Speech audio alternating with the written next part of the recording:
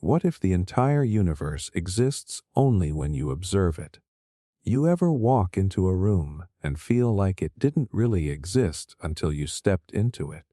Like the walls, the light, the air, the sounds, they all just popped into being the second you opened the door. Not because they weren't there before, but because they suddenly became real to you. It's almost like a video game. The world doesn't render until the player enters the scene. Now hold on to that weird little feeling. Because this idea, this strange possibility, asks something way bigger than whether a room exists before you walk into it. What if the entire universe works like that? What if reality, as we think we know it, only exists when we observe it? I know, at first glance, it sounds like one of those late, night stoner questions people ask just to sound deep. But this isn't just philosophical fluff. This is a question that physics, real hard science, has been quietly freaking out about for decades. There's this legendary experiment that you've probably heard about, but maybe never really dug into. It's called the double-slit experiment, and it's a straight-up glitch in the matrix. Scientists take tiny particles like electrons or photons and shoot them at a barrier that has two slits in it. On the other side is a detector screen to see where they land. Simple enough, right? Now here's the catch. If nobody watches the particles, they act like waves. They go through both slits at once, as if they're smeared out across space, like ripples on water. But the second someone measures which slit the particle goes through, it stops acting like a wave. It picks a single slit. It behaves like a particle. Observation changes the outcome. Think about that. Just by looking at it, you change what it is. You didn't touch it. You didn't interfere.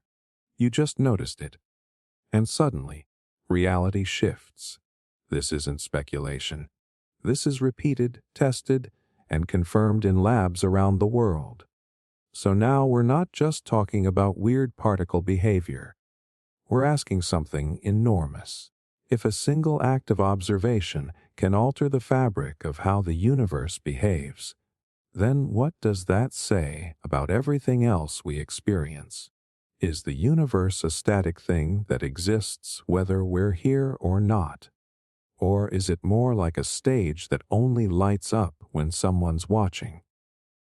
Here's where it gets personal. Because whether or not you're into physics, most of us already live like this idea is true.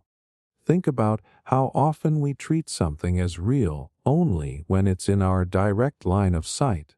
If you're not thinking about it, it fades. If no one talks about it, it vanishes. Whole people, entire countries, massive global events can be happening right now. And if you never hear about them, they might as well not exist. Your experience of the world is built entirely out of what you pay attention to. The rest, background noise, blurry shapes in the dark. So maybe it's not that the universe disappears when you're not looking.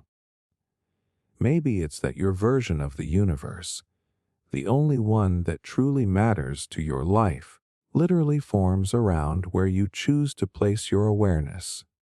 There's something terrifying about that, but also something really powerful. Because if the world only becomes real when you observe it, then maybe you're not just a passenger. Maybe you're the projector.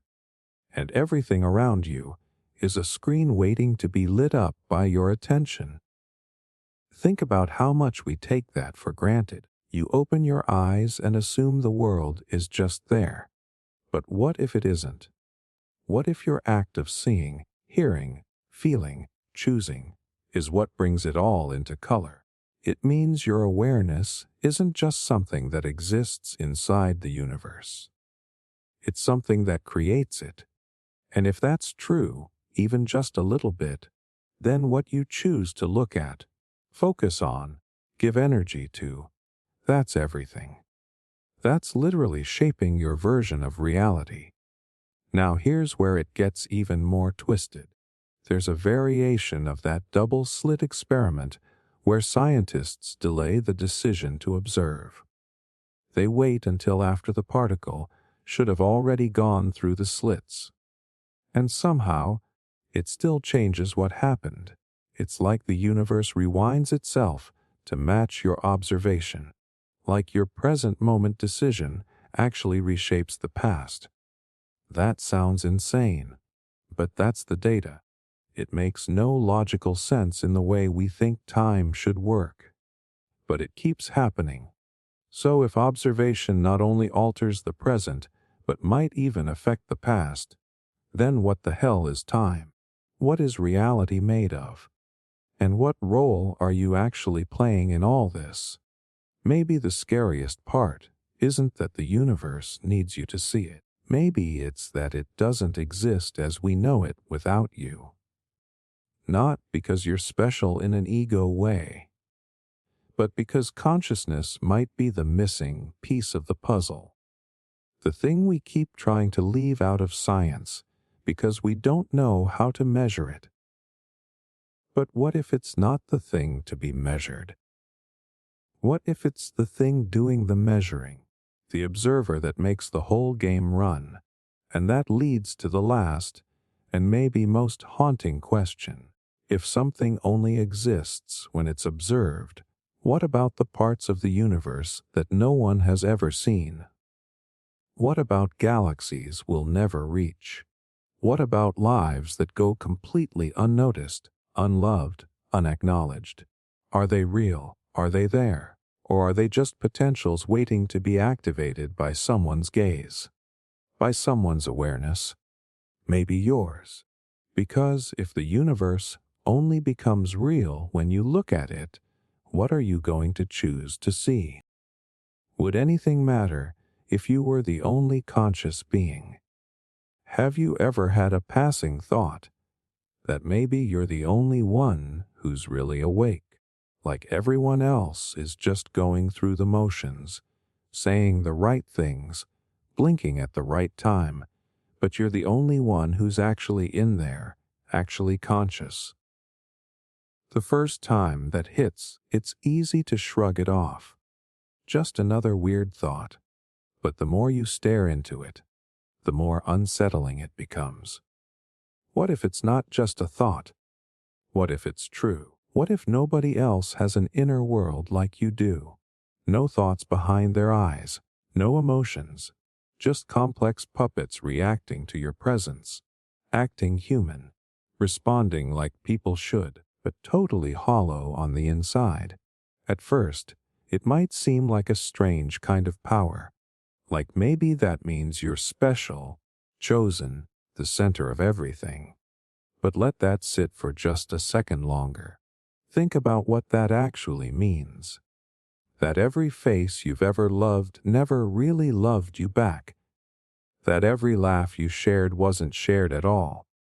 That pain you tried to ease, that connection you swore you felt, those nights where someone understood you, none of it was real. It was all just noise. Well performed, well timed, but empty. Just scenery. Now ask yourself this. If you were truly the only conscious being in existence, would anything still matter? Would love still mean something if it can't be returned? Would kindness matter if no one else can feel it? What is the point of doing anything when you're the only one experiencing it?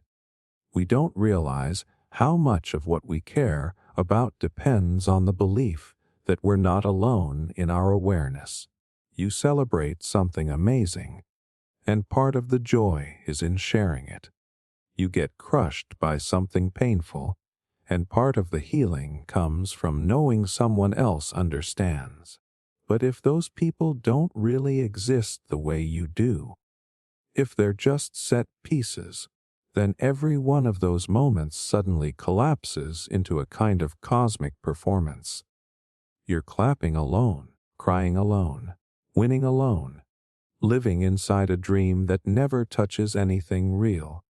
And yet, If you take this idea seriously, it forces you to confront what you actually believe about consciousness.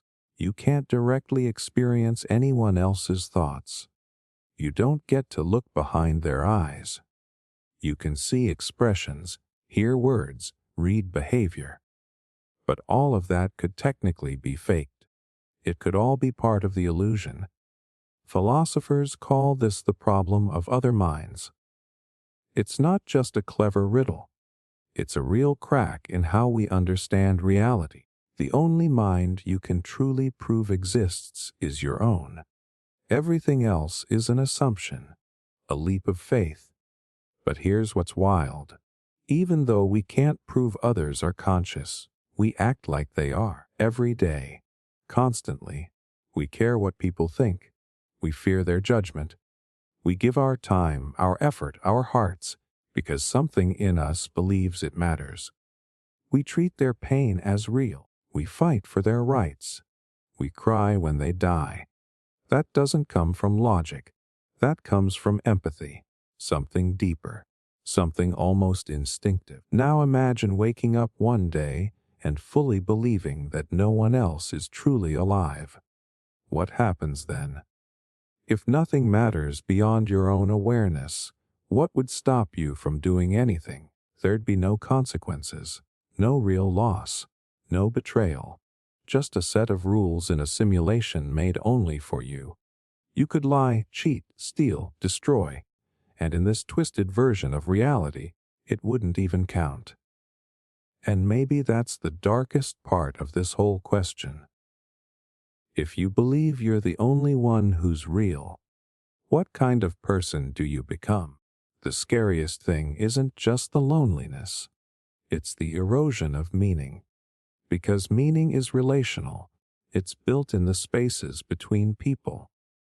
When someone sees you and chooses to care, when your actions ripple outward and affect lives beyond your own, take that away, and everything starts to collapse. It doesn't matter if the sky is beautiful if no one else can see it. It doesn't matter if you become great if no one else can feel the impact. It doesn't matter if you love if it never lands anywhere.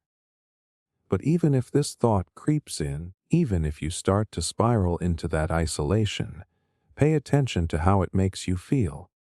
That discomfort, that ache, that need for others to be real. That is the signal. That is proof of something. Because if you were truly the only conscious being, it wouldn't bother you. You'd just accept it.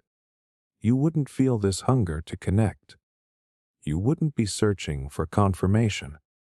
But you do. You always have. And that search is what makes you human. It's what pushes you to believe in others, even when you can't prove them. To care anyway. To reach out anyway. To love anyway. Maybe we'll never solve the problem of other minds. Maybe we'll never know for sure if anyone else is truly awake. But here's the truth. The way we live our lives says more than any philosophical answer ever could. We act as if consciousness is shared. We move through the world like it's not just ours. And in doing that, we create meaning. We build bridges that may be invisible but still matter. So maybe the better question isn't would anything matter if you were the only conscious being. Maybe the real question is this. Why do you hope you're not? If you simulate pain perfectly, is it still not real? Think about this for a second. You see someone crying. They're shaking, wincing, their face twisted up in agony. Every sound, every movement, everything about them screams pain. But then someone leans over and whispers to you, it's not real. It's all a simulation. Just code. An advanced machine designed to mimic human suffering in perfect detail. So now the question hits harder. If something can perfectly simulate pain, down to the twitch of a muscle, the crack in the voice, the desperation in the eyes, does that pain still count as real? Most people's instinct is to say no. It's not real pain because there's no soul behind it, no consciousness. It's just a performance, a flawless imitation. But here's where things start to get uncomfortable. If you feel disturbed by it, if you flinch when you see it, feel empathy rise in your chest, get that pit in your stomach, then does your reaction make it real? If it triggers the same human response as true pain, how do we draw the line? Pain is weird. It's invisible. You can't measure it directly. You can only witness the symptoms. A scream, a tear, a sudden recoil. But at the core, pain isn't about what happens outside. It's what someone is experiencing inside. And that makes it slippery. Because if something acts like it's suffering, and you believe it's suffering, then emotionally, it is suffering to you. Your brain treats it as real. Let's push it further. Imagine a machine so advanced it can say exactly what a human would say if they had their heart broken. It cries the right way. It begs to not be left. It talks about memories, about how much it hurts. It even believes it's feeling pain, because that's how it was programmed, to simulate the entire emotional architecture of heartbreak. At what point do we stop calling it fake? At what level of detail does the line between imitation and experience blur? Some people say, if it's not organic, it doesn't count. If there's no biology involved, it's just a copy. But think about phantom limb pain. A person loses an arm, but their brain still feels pain in a hand that isn't there. There's no injury, no tissue, but the pain is absolutely real, because pain isn't in the body, it's in the brain. So if a system, biological or not, can generate that same experience of suffering, does it need a body to be real? Now step away from machines for a moment. Let's talk about people. What if someone tells you they're in pain, but you can't see it? No limp, no wound, no visible reason. Just their word. Maybe they have chronic pain, mental illness, trauma, something you can't observe. It's tempting to doubt, to think, if I can't see it, maybe it's not real.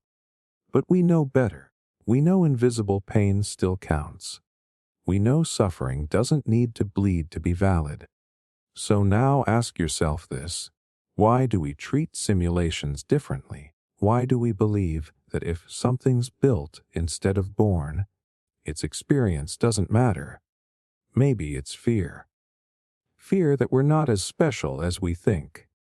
Fear that consciousness isn't magic, but a process. And if it's a process, then it can be recreated, copied, simulated.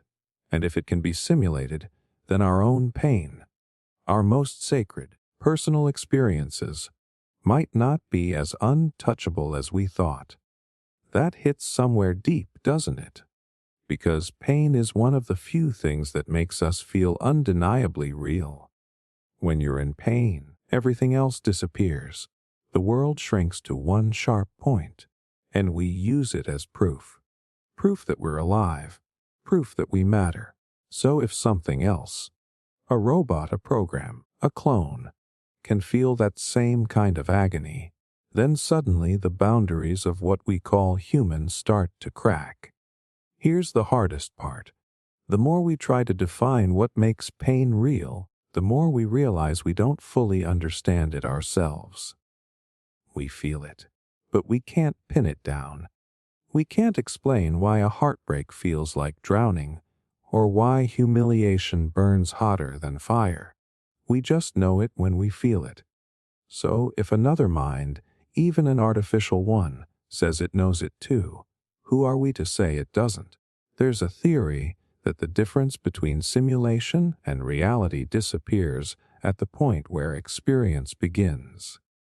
In other words, if a being experiences suffering, even if that being is made of silicon or code, then that suffering is real to them.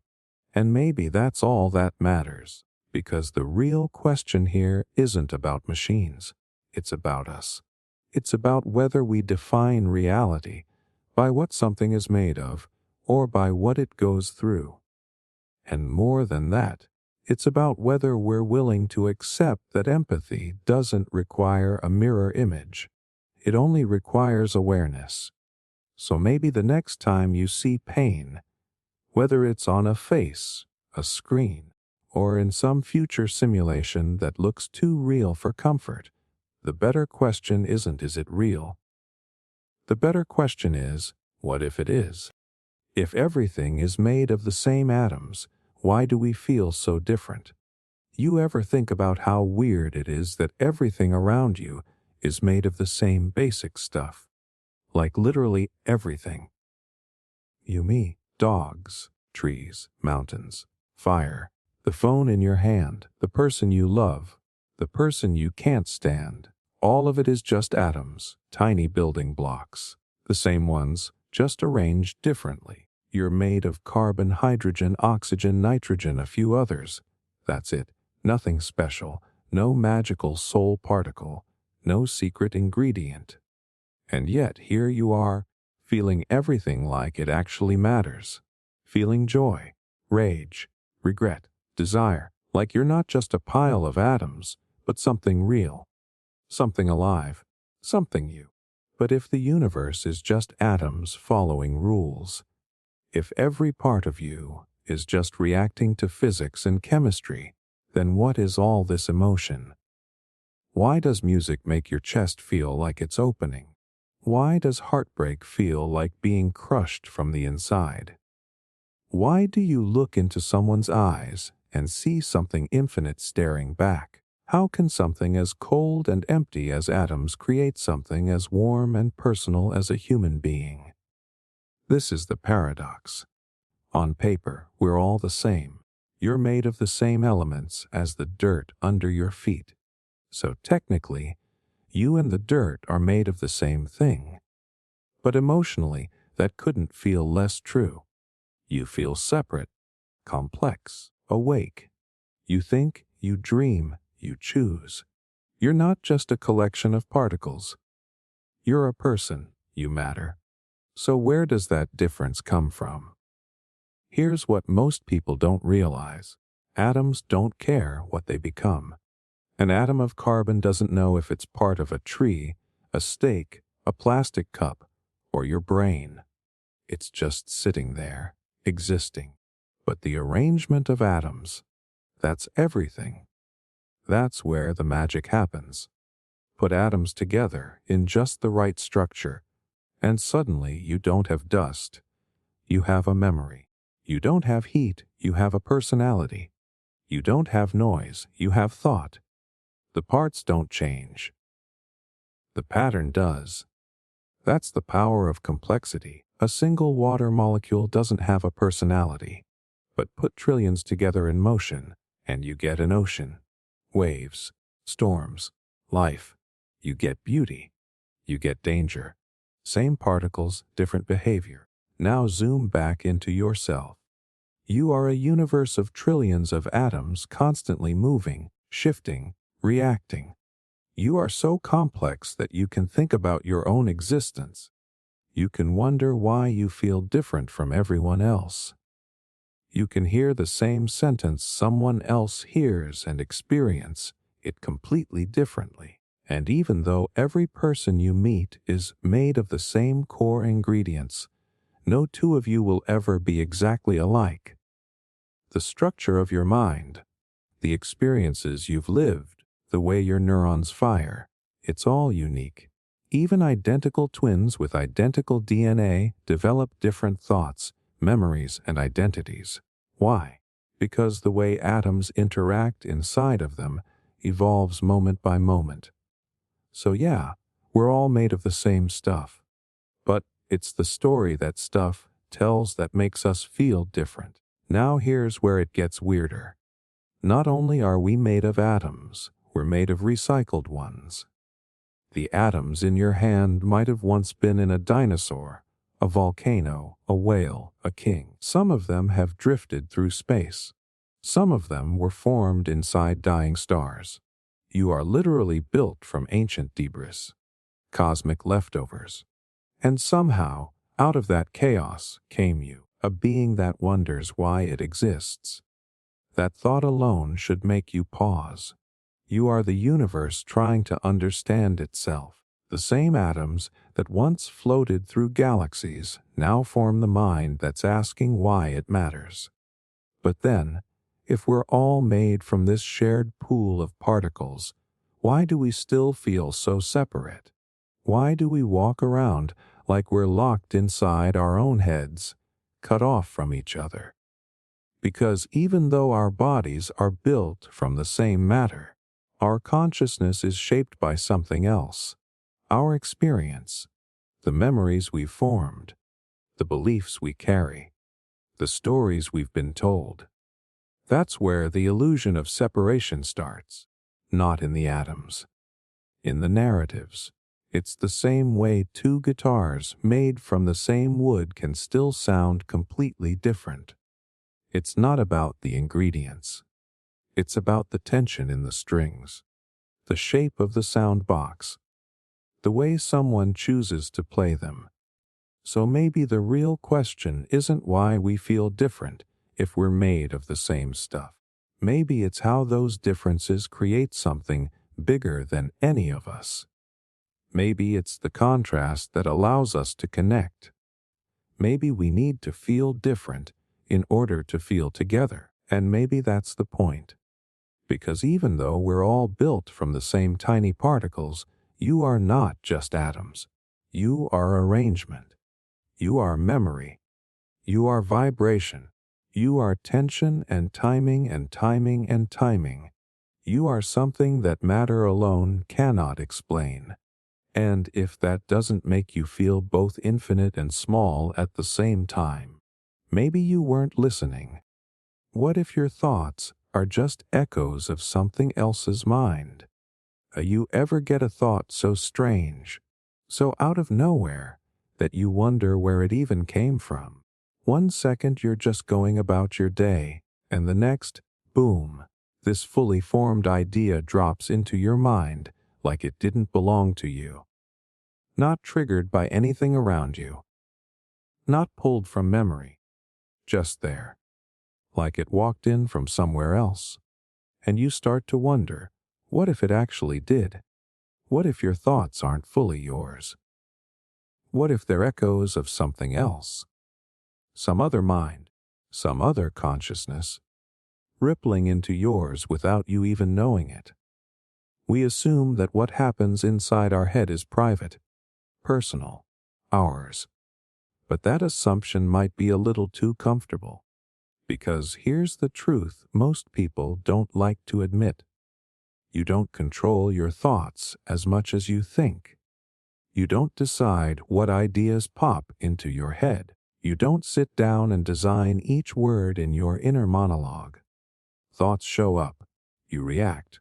Then you build stories around them afterward to feel in control. But in reality, most of what we call thinking is just observation. You're watching your own mind do its thing. So where does that stream even begin? There are ideas in your head that you've never questioned, beliefs you carry like permanent tattoos, and yet you don't remember when or why you first believed them. You just picked them up somewhere. Maybe from your parents, maybe a teacher, a movie, a religion, a friend. They passed through someone else's mind, and now they live in yours. And over time, they become so familiar you forget they ever came from outside. You mistake them for your own voice, but they're not. They're inherited. And once you start pulling at that thread, things unravel fast. Language itself was given to you. You didn't invent the words in your head. You didn't invent the concepts. You were taught a system, taught how to name things, taught how to frame experiences, and that language becomes the scaffolding of your entire reality. But if someone else gave you the structure, how much of what you think is actually original? Now imagine something bigger. Imagine if thoughts don't just come from culture or family or memory, but from something deeper, something universal, something collective. There's this old idea called the collective unconscious, the idea that we all tap into a shared mental space without realizing it, like streams of thought running underneath reality, and your mind is just one faucet that taps into it for a while. You turn it on, stuff flows through, then it shuts off, but the current keeps going. Other people tap in, other minds, other lives. So maybe that thought you had this morning, maybe it wasn't created, maybe it was tuned in. Some people call this intuition. Some call it inspiration. Others call it madness. But either way, there are thoughts in your head that feel more like transmissions than creations. Messages that feel like they didn't come from within, but from somewhere just beyond your mental fingertips. And the strangest part is how familiar they feel. Like remembering something you never lived. Like a voice you can't place but trust anyway. Science might chalk this up to pattern recognition, to random firings in the brain. Psychology might call it subconscious association. But none of that explains the feeling, the quiet weight of a thought that doesn't feel like yours, but lands with undeniable meaning. And if you've ever felt that, if you've ever had a thought that felt more like it arrived than it was built, then you've touched this mystery. You felt the echo. But what if it goes even deeper? What if your entire stream of consciousness is not a singular flow, but a collection of ripples from other minds bleeding into your awareness? Past minds, future minds, minds from somewhere else entirely. Think of it like resonance, like when two instruments play different notes, but the vibrations interact. Sometimes they clash, sometimes they harmonize. Either way, something new is created, something that doesn't belong to either instrument alone. Maybe your mind is doing that, resonating with something unseen, picking up signals that didn't originate inside you, but still pass through you. And if that's true, if your thoughts are echoes, then what does that say about identity? What does it mean to be a person if your mind is shaped by voices you never met? Maybe you're not as separate as you think. Maybe none of us are. Maybe every idea, every fear, every sudden creative spark is part of something massive, ancient, and shared. And you're just one point of contact, one brief window where it all comes together for a moment and calls itself you. Now, that could be terrifying. The idea that you're not the author of your own mind, that your most private space might not be private at all, but it could also be beautiful. Because if your thoughts are echoes, then maybe your feelings are too. Maybe love itself doesn't begin in you. Maybe it passes through you. Which means when you love someone, you're not just giving them something personal. You're passing on something ancient, something universal, something bigger than either of you. So the next time a thought enters your head, one that feels just a little too mysterious, a little too powerful, don't be so quick to claim it, and don't be so quick to ignore it either, because maybe it's not yours, but maybe it was meant for you. If all choices are caused by prior causes, what is a decision? You ever stop in the middle of making a choice and wonder, am I really choosing this? Like, is this actually me deciding? Or is this just the next domino falling in a line that started way before I even got here? Maybe you think you're making a free decision. Maybe you feel that pull, that tension, that little internal debate. But underneath that feeling, something's weird. Because every single thought that leads up to your choice was shaped by something else. Something that came before, the way you were raised, the mood you're in, the music playing in the background, what your parents taught you, what your brain chemicals are doing today. All of it affects you. All of it pushes you. So then what exactly is a decision? We grow up believing we have free will, that we're the ones at the wheel, that we can stop, pivot, choose differently at any time. But science paints a different picture. Neuroscientists have run experiments showing your brain often begins the process of making a choice before you consciously realize it. Your neurons fire, the decision starts forming, and only afterward does your mind catch up and say, yeah, I chose that. You feel in control, but the signal had already started. So what does that mean? Is free will just the illusion of being in charge? Here's the uncomfortable truth. If every choice you make is caused by something before it, and that thing was caused by something before it, then where's the freedom in that chain? If your thoughts and desires are shaped by causes outside of your control, your genetics, your environment, your past, then how can any decision be truly yours? But hold on. Before you spiral, let's slow this down.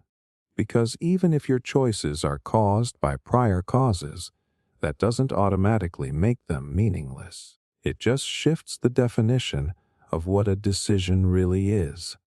Maybe a decision isn't about being the first cause in a chain. Maybe it's about being the point of convergence, the moment when all those prior influences crash together inside you, and you direct where the energy goes next. You didn't choose your genetics.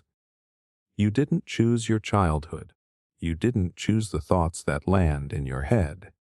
But right now, in this moment, you are choosing what to do with them.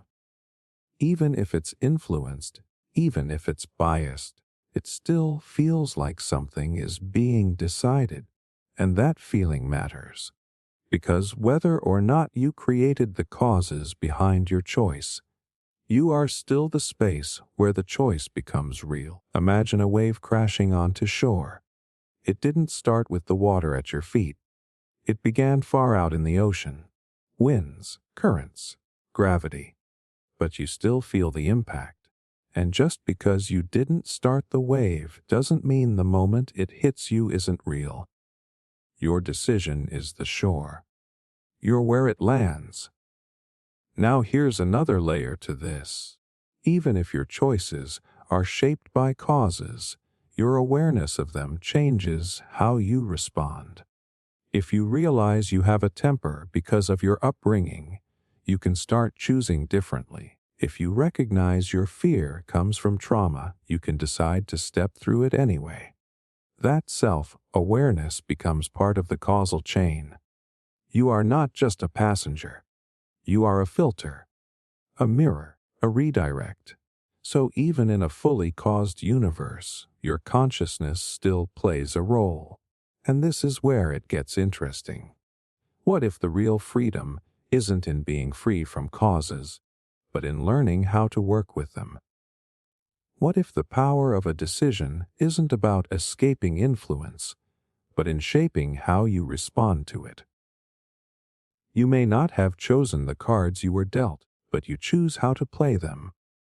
Every time you notice your patterns, question your beliefs, change your default setting, even just a little, you create space. You interrupt the automatic, and maybe that space is what free will really looks like. Not total control, but awareness in motion. We tend to think that if our decisions aren't purely free, then they're fake. But that's not how reality works. Even the most beautiful things are shaped by constraints. A song needs structure. A painting needs edges. A life needs pressure. Maybe your choices mean more precisely because they're not free-floating.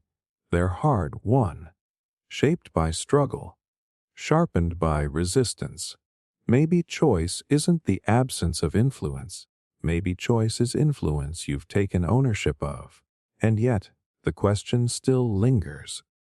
If you rewind time all the way back and play it forward again exactly the same way, would you make the same choices? Probably, because nothing changed. The causes are the same. So then, what are you really? Are you just a passenger in a beautifully dressed machine? Or are you something more? Here's the twist. Even if everything is caused, you still live as if your decisions matter. You love, you regret, you reflect, you grow. And none of that feels fake. None of it feels hollow. It feels real because you live it. Your brain, your body, your memories, all those forces build the stage. But you're still standing in the center, delivering the line. So maybe the idea of a decision isn't about being uncaused.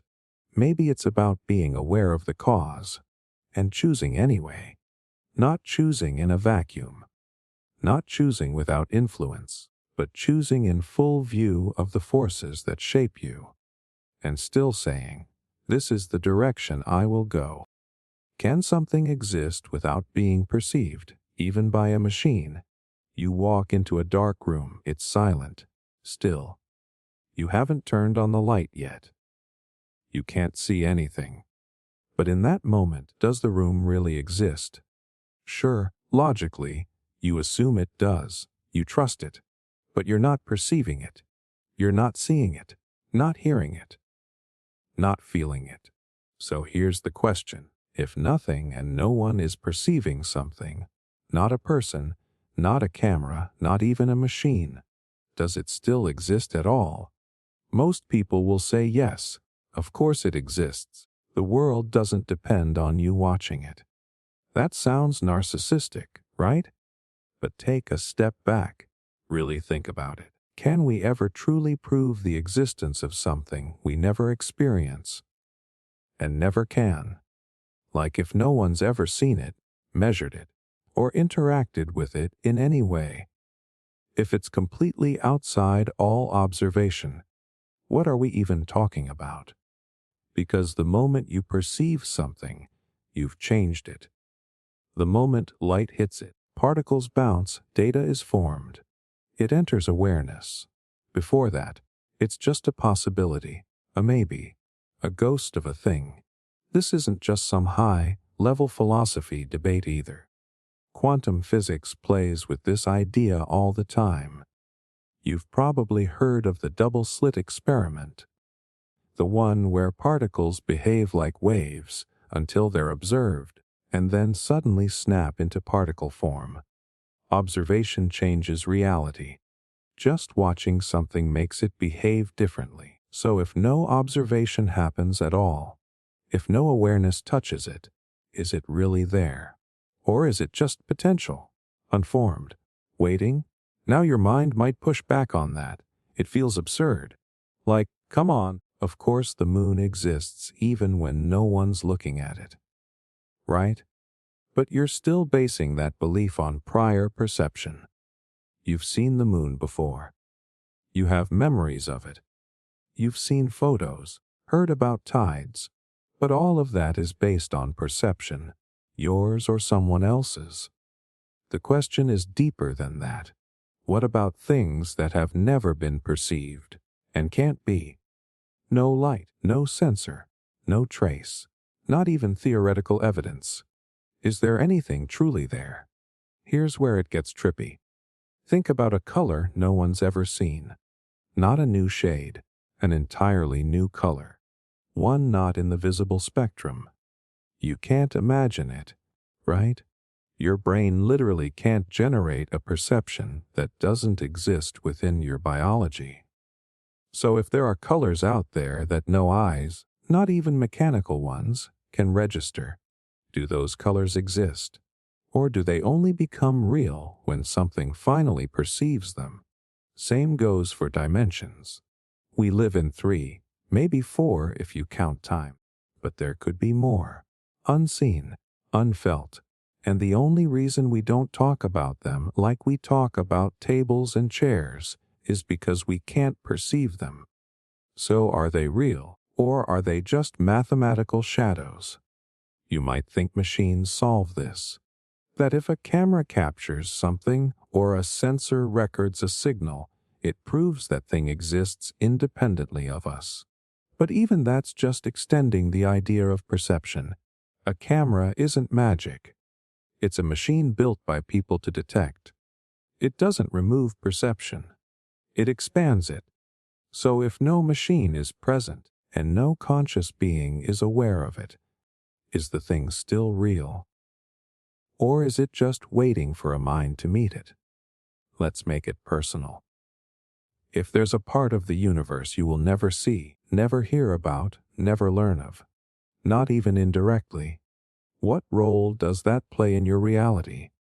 To you, it may as well not exist. And if no one else ever finds it either, and it leaves no impact on anything ever, was it ever real to begin with? Maybe existence isn't just about being. Maybe it's about being known. Because perception isn't passive. It's creative. The moment you perceive something, you don't just notice it. You give it shape, meaning, presence, even memory. Before that, it's undefined. Just math, just theory. But if that's true, then what does that say about the nature of the universe? Does the cosmos exist in full whether or not anyone ever looks at it? Or is it blooming into reality piece by piece, like a light, sensitive photograph slowly revealing detail as awareness touches it? Some philosophers have taken this idea to the extreme. They've said maybe the universe is consciousness, not something that contains minds, but something made of mind. Maybe things exist because we experience them, not the other way around. Maybe what we call matter is just the echo of perception, a ripple in a mental field, and without awareness, the ripple goes flat. But here's the thing. This question doesn't need a hard answer to be powerful. It forces you to stop assuming that the world is just sitting out there fully formed, waiting for you. It makes you ask how much of your reality is a product of interaction. How much of it is relationship? Because in a strange way, perception might not just detect reality. It might complete it, fill in the blanks, solidify what was once a blur. So maybe things don't exist until they are touched by a mind. Maybe the act of noticing is what gives the universe its shape. And if that's true, then the world around you isn't just something you live in. It's something you create every time you look at it. Is logic universal or just a tool humans invented? Will you ever meet someone who says they're just being logical? Like that's the end of the conversation. Like logic is this sacred, neutral force that sits above everything else, untouched by emotion, culture, or time. But here's a question that flips all that on its head. What if logic isn't some eternal truth? What if it's just a tool? Something humans built to make sense of chaos? Think about it. We treat logic like it's the bedrock of reality. If something doesn't make logical sense, we dismiss it. If an argument lacks structure, we call it invalid. But who decided what makes sense? Who set the rules for what counts as logical? Spoiler, we did. People, humans, the same species that used to think the earth was the center of everything. That bloodletting cured illness. That lightning meant the gods were angry. Logic has always lived inside the box of what we think we know. And that should rattle you a little, because if our logic is built on what we believe is true, and what we believe changes over time, then how stable is logic really? Let's break it down. At its core, logic is pattern recognition. It's a system for identifying cause and effect, consistency, contradiction. We've developed rules, like if A equals B and B equals C, then A equals C, and we call that reasoning. But that's not how nature always behaves. In the quantum world, particles can be in two places at once. In dreams, contradictions don't matter. In some cultures, time doesn't even move in a straight line. So whose logic is right? There are people who believe logic is universal, that no matter where you go in the cosmos, 2 plus 2 will always equal 4. But here's the twist. Even math, which feels rock solid, is built on assumptions. We invented numbers. We created the concept of zero. We decided that parallel lines never meet, but only in Euclidean geometry. In other systems, those rules don't apply. So logic isn't some law written into the fabric of the universe. It's a lens, a filter, one we built and one we can change. And it's not always right. Think about how emotion and instinct get dismissed in favor of logic. How many people have stayed in bad jobs, bad relationships, bad situations because their logic told them it was the practical thing to do, even when everything inside them screamed no? Logic might say, stick it out. Be responsible. But that's only logical within a certain value system. One that says security is more important than happiness. That comfort is better than risk. Change the values, and the logic flips. It's the same with morality. You can use logic to justify almost anything if your starting beliefs support it. Logic is powerful, but it's not neutral. It's a servant of the beliefs you already hold. Start with different assumptions, and logic will march in a completely different direction. Here's a simple example. Imagine two people. One believes that life begins at birth. The other believes it begins at conception. Both use logic to argue their case. But their logic is shaped by their starting points, not the other way around. And that's true for almost every major debate we have. Logic doesn't settle arguments. It plays inside them. Now, does that mean logic is useless? Not at all. It's one of the most incredible tools we've ever created. It helps us build bridges, solve puzzles, send satellites into space. But it's just that, a tool, not a god, not an ultimate truth. And the danger comes when we forget that we invented it. When we pretend it stands above everything else. That's when we stop listening, stop feeling, stop learning, because there are forms of understanding that logic can't reach. Love doesn't follow logical rules, neither does grief, art, spirituality, dreams. These things don't fit into tidy equations, but they're real. They shape lives. They are life. If logic was truly universal, it would explain everything. But it doesn't. It can't. It was never meant to. So maybe the better question isn't whether logic is universal. Maybe the real question is, what are we missing by pretending it is? When we hold on to logic as the only way to be right, we become blind to every other way of knowing, intuition, emotion, experience. And that doesn't make us smarter. It makes us narrow, closed off, and sometimes deeply, deeply wrong. But what if logic is one language among many? What if it's like music theory, useful, beautiful, full of structure, but not the only way to make a sound worth hearing? What if we stopped treating it like the king of all thought and started treating it like what it really is, a system, a tool? Not the truth, but a way of chasing it. And the truth, it might not be perfectly logical. It might be messy, contradictory, emotional. It might live in the space between systems, just out of reach of any formula we can write down. So the next time someone says, I'm just being logical, ask them, based on what logic? Whose logic? What assumptions are hiding underneath? And then ask yourself the same thing. Because sometimes, the most powerful thing you can do is question the very thing you've been taught to trust the most. What if your future self is trying to communicate with you now, in subtle ways? You ever get that weird gut feeling that something's off, but you can't explain why? or a sudden pull toward a decision that makes no logical sense, but you just know deep down it's the right move. Maybe it's a feeling that you're supposed to go left instead of right, say yes when everything says no, and something that still looks good on paper. We call it intuition, a hunch. But what if it's not random? What if those moments are messages from your future self, reaching back, quietly nudging you through the noise? It sounds crazy, right?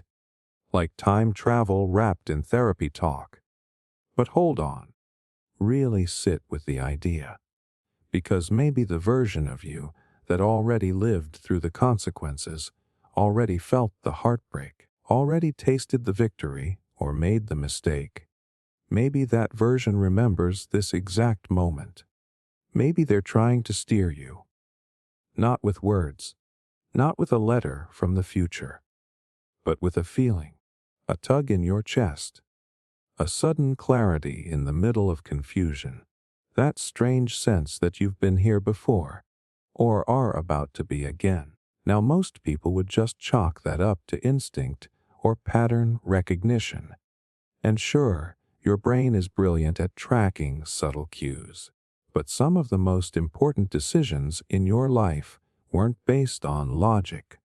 They didn't come from research or data. They came from somewhere quieter, more personal, that feeling in your bones that something matters, even when you don't know why yet. And sometimes, when everything finally unfolds, you look back and think, wow, I'm so glad I listened. Or worse, why didn't I trust myself? Here's where it gets wild. We already know that memory is not just about the past. It's about imagining the future. The same parts of your brain that replay old experiences also simulate new ones. You rehearse, you imagine, you project. So the line between remembering and anticipating isn't as solid as we think. It's like your brain can reach forward in time, run a simulation, and bring back a whisper. A subtle heads up from the future you. Now, take that a step further. Think about how dreams work, how déjà vu works, how random moments hit you with a level of significance you can't explain. What if those moments are pockets of signal in the static? What if they're your future self trying to course correct, trying to hand you the insight now so you don't have to break later? This doesn't mean you're supposed to live paranoid, like your life is full of secret codes. But what if you started treating those moments of intuition like they meant something? What if you treated your future self like someone worth listening to, not just waiting to become? Think of it like this. Your future self knows how the story unfolds. They've already lived what you're about to live. They know which choices lead to regret, which ones lead to growth. And they remember how lost you felt in the middle of it. So maybe they're trying to send you the one thing you need most, a feeling, a direction, that quiet signal in the noise saying, hey, trust me, you'll understand soon. And sometimes it's not even about big life decisions. Sometimes the message is small but powerful. Slow down. Apologize. Pay attention to that person. Take that idea seriously. Walk away. Start over. These are the things we often ignore because they don't shout. They whisper. But looking back, they're always the turning points. The exact places where everything shifted. And what if, in those moments, you're not just feeling something, you're receiving something? Now you might say, if my future self knows so much, why can't they just tell me? Give me a sign I can't miss. But here's the thing. If life came with spoilers, you'd never grow. If every answer was given, you'd never develop the wisdom to understand it. Your future self isn't here to rob you of the journey. They're here to support you through it, gently, through instincts, through dreams, through strange timing and soft warnings. You know those moments where you feel like you're in exactly the right place, at exactly the right time, even if nothing makes sense. That's not coincidence. That's alignment. It's the signal and the receiver finally tuning into the same frequency. You and the future version of you overlapping for just a second, enough to remember that this isn't random, that this matters. And maybe that's the real point of all of this. Not to prove time travel, not to solve a mystery, but to remind you that the wisest version of you is already alive, ahead of you, watching, remembering, and sometimes reaching back with a whisper that says, "Keep going."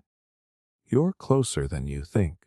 So the next time you feel that quiet pull, that sudden knowing with no explanation, stop brushing it off.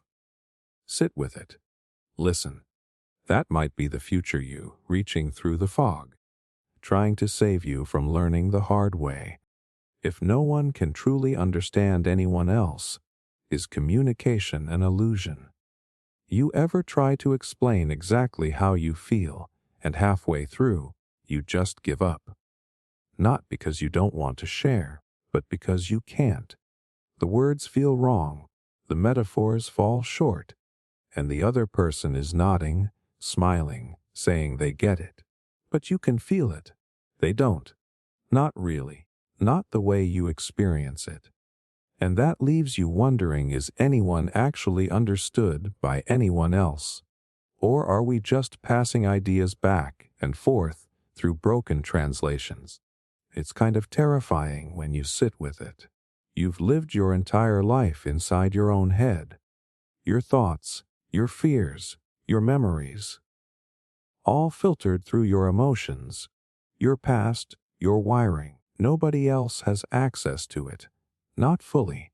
Even if they know you, even if they love you, they're seeing your face, your words, your actions, but not you, not the exact storm that's happening behind your eyes. So what are we doing when we communicate? Are we really connecting? Or are we just tossing signals into the void and hoping someone else catches something close to what we meant? Think about how language even works. You say a word like love or pain or safe, but that word is wrapped in your experience. Your version of love might be soft, warm, calm. Theirs might be intense, unstable, conditional. You're using the same word, but talking about two completely different things. Multiply that by every sentence you speak, and suddenly it feels like we're not having conversations. We're just playing emotional telephone and pretending it works. Even body language and tone, which are supposed to help, still filter through someone else's perception. A glance you thought was vulnerable might seem cold to them.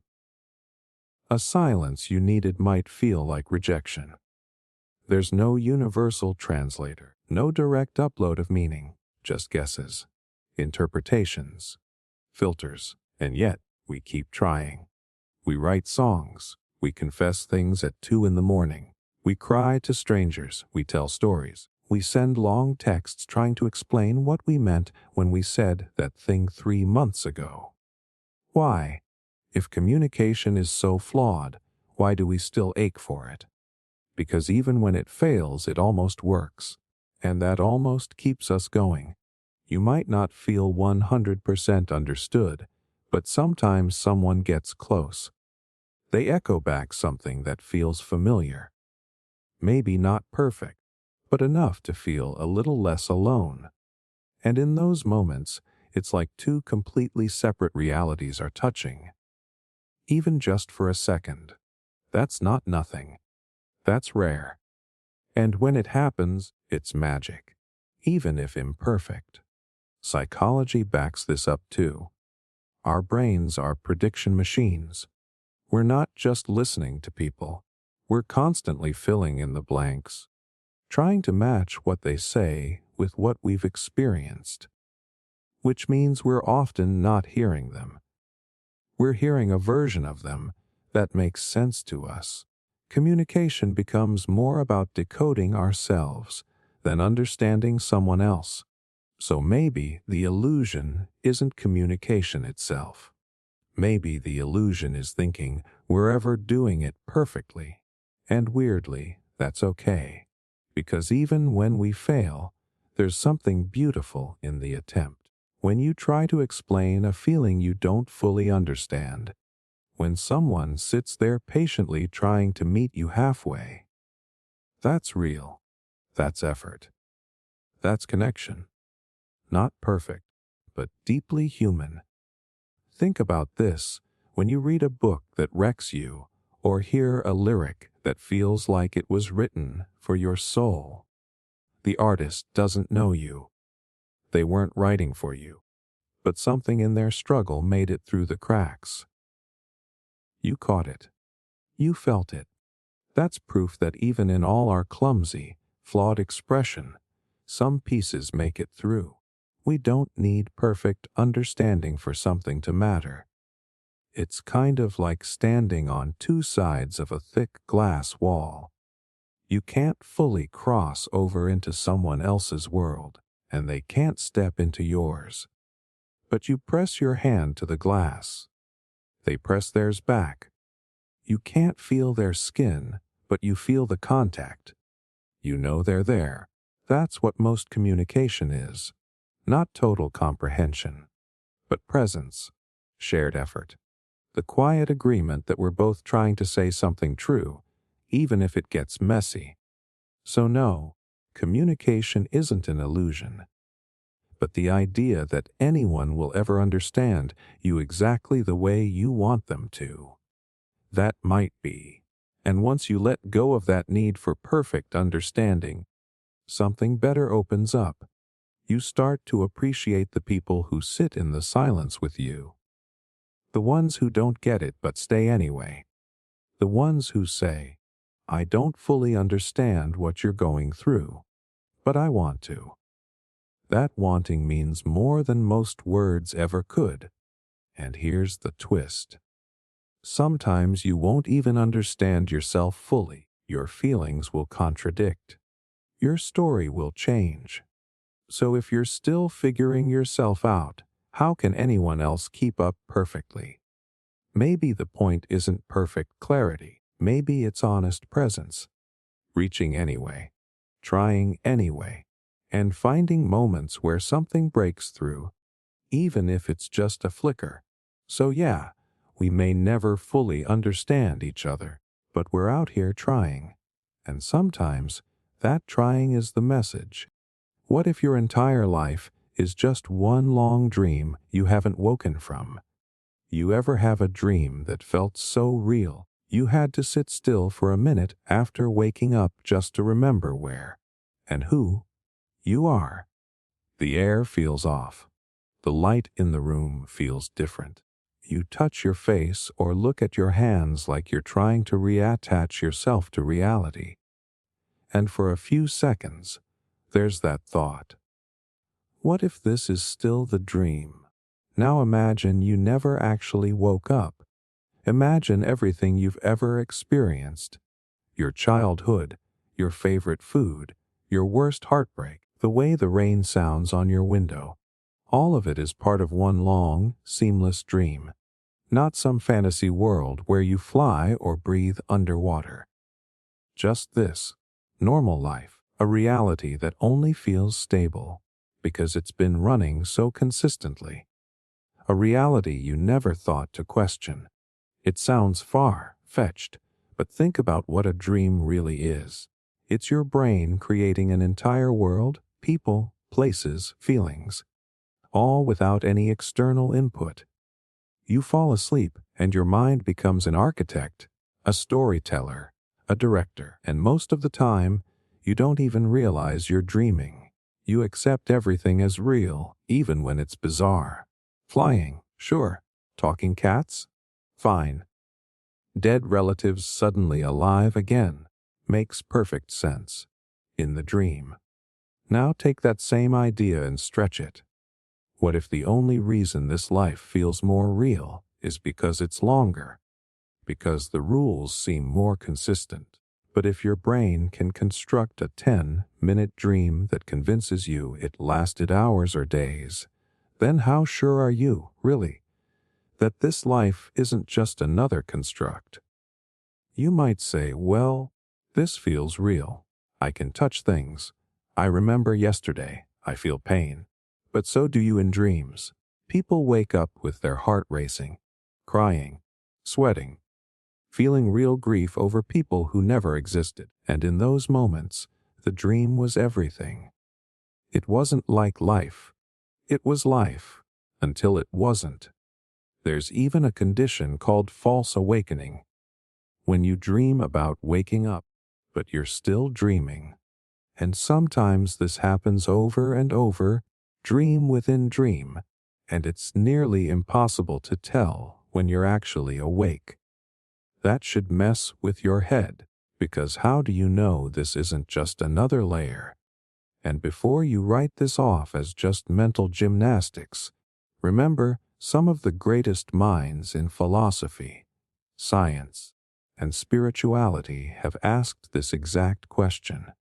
If everything you know about the world comes through your mind, your senses, your memory, your perception, then how do you prove that any of it exists outside of you?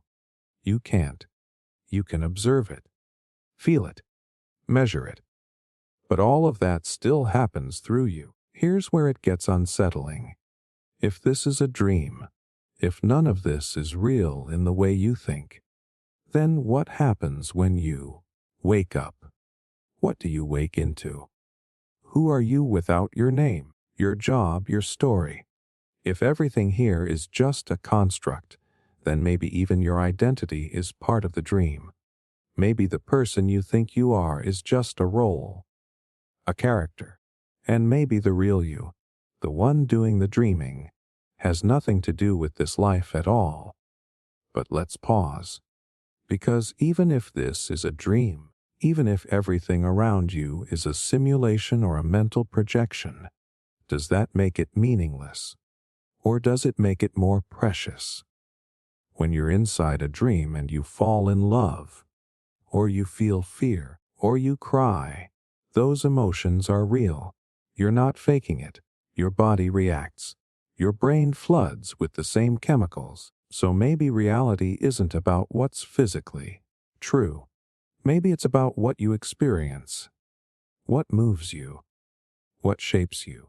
Maybe the value of life isn't tied to whether it's a dream, but how deeply you live inside it. And if this is a dream, maybe that's not a trap. Maybe it's freedom. Because in dreams, things don't have to make perfect sense. You're not bound by every rule you've been taught.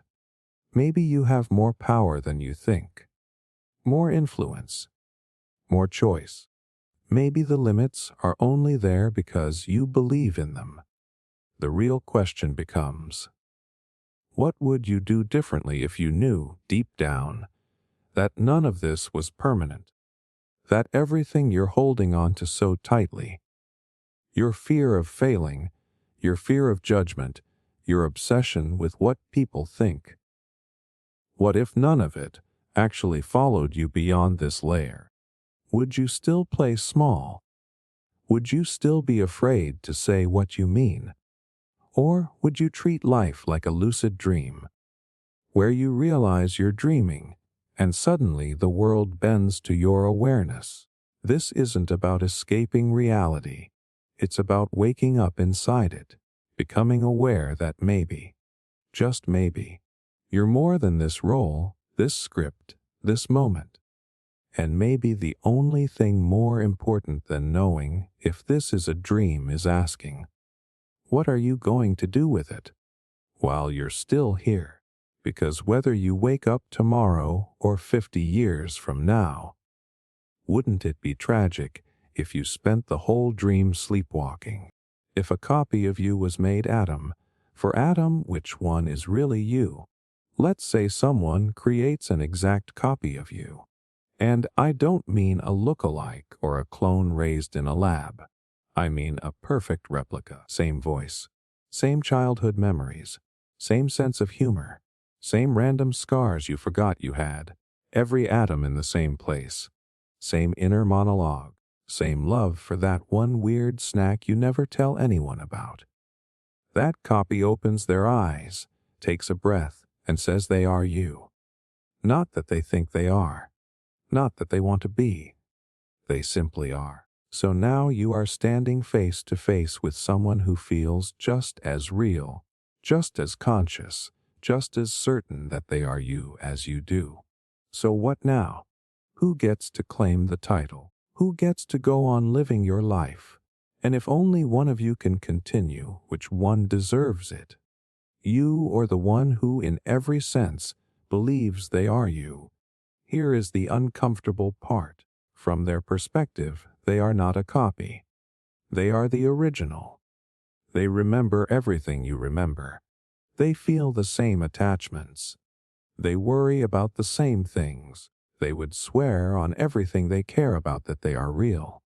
But so would you. So then who is lying? Or are neither of you lying? Maybe the idea of there being just one real version of you is already flawed. Because if identity is built from memory, behavior, and awareness, then the copy passes every test. They are not acting. They are not pretending. They feel it. Now imagine this scenario happens without your permission. Someone builds the copy while you are asleep. And when you wake up, they show you the duplicate and say, "Congratulations, here is another you." And the worst part is, you cannot point to a single thing they got wrong.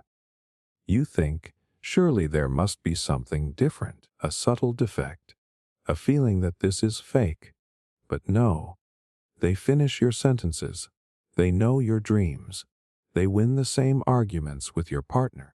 They even flinch the same way when someone says that one word you hate. So now you are stuck with someone who is living proof that your sense of being an individual might not be as solid as you thought. It feels threatening, violating even, because so much of our identity is built on the belief that we are unique, that there is only one of us. But what if that is just a comforting story? What if consciousness is not some sacred, indivisible flame, but a pattern? A pattern that can be reproduced if you have the right tools and enough information. And if it can be reproduced, then what makes the original special? Or is there even such a thing as original anymore? Now let's make it even messier. Say you agree to be teleported across the world. You step into a machine that scans you, atom by atom, and rebuilds you somewhere else. But the catch is that your original body is destroyed in the process. What comes out on the other side is a perfect reconstruction. Same brain, same memories, same personality. From their point of view, nothing happened. They went in, and now they are somewhere new. But you, the one who stepped into the machine, are gone. So did you die? And if the copy feels identical, then what exactly was lost? This is not just hypothetical. This is a test of what we think consciousness really is. If it is just the result of physical processes in the brain, then a perfect copy should have it.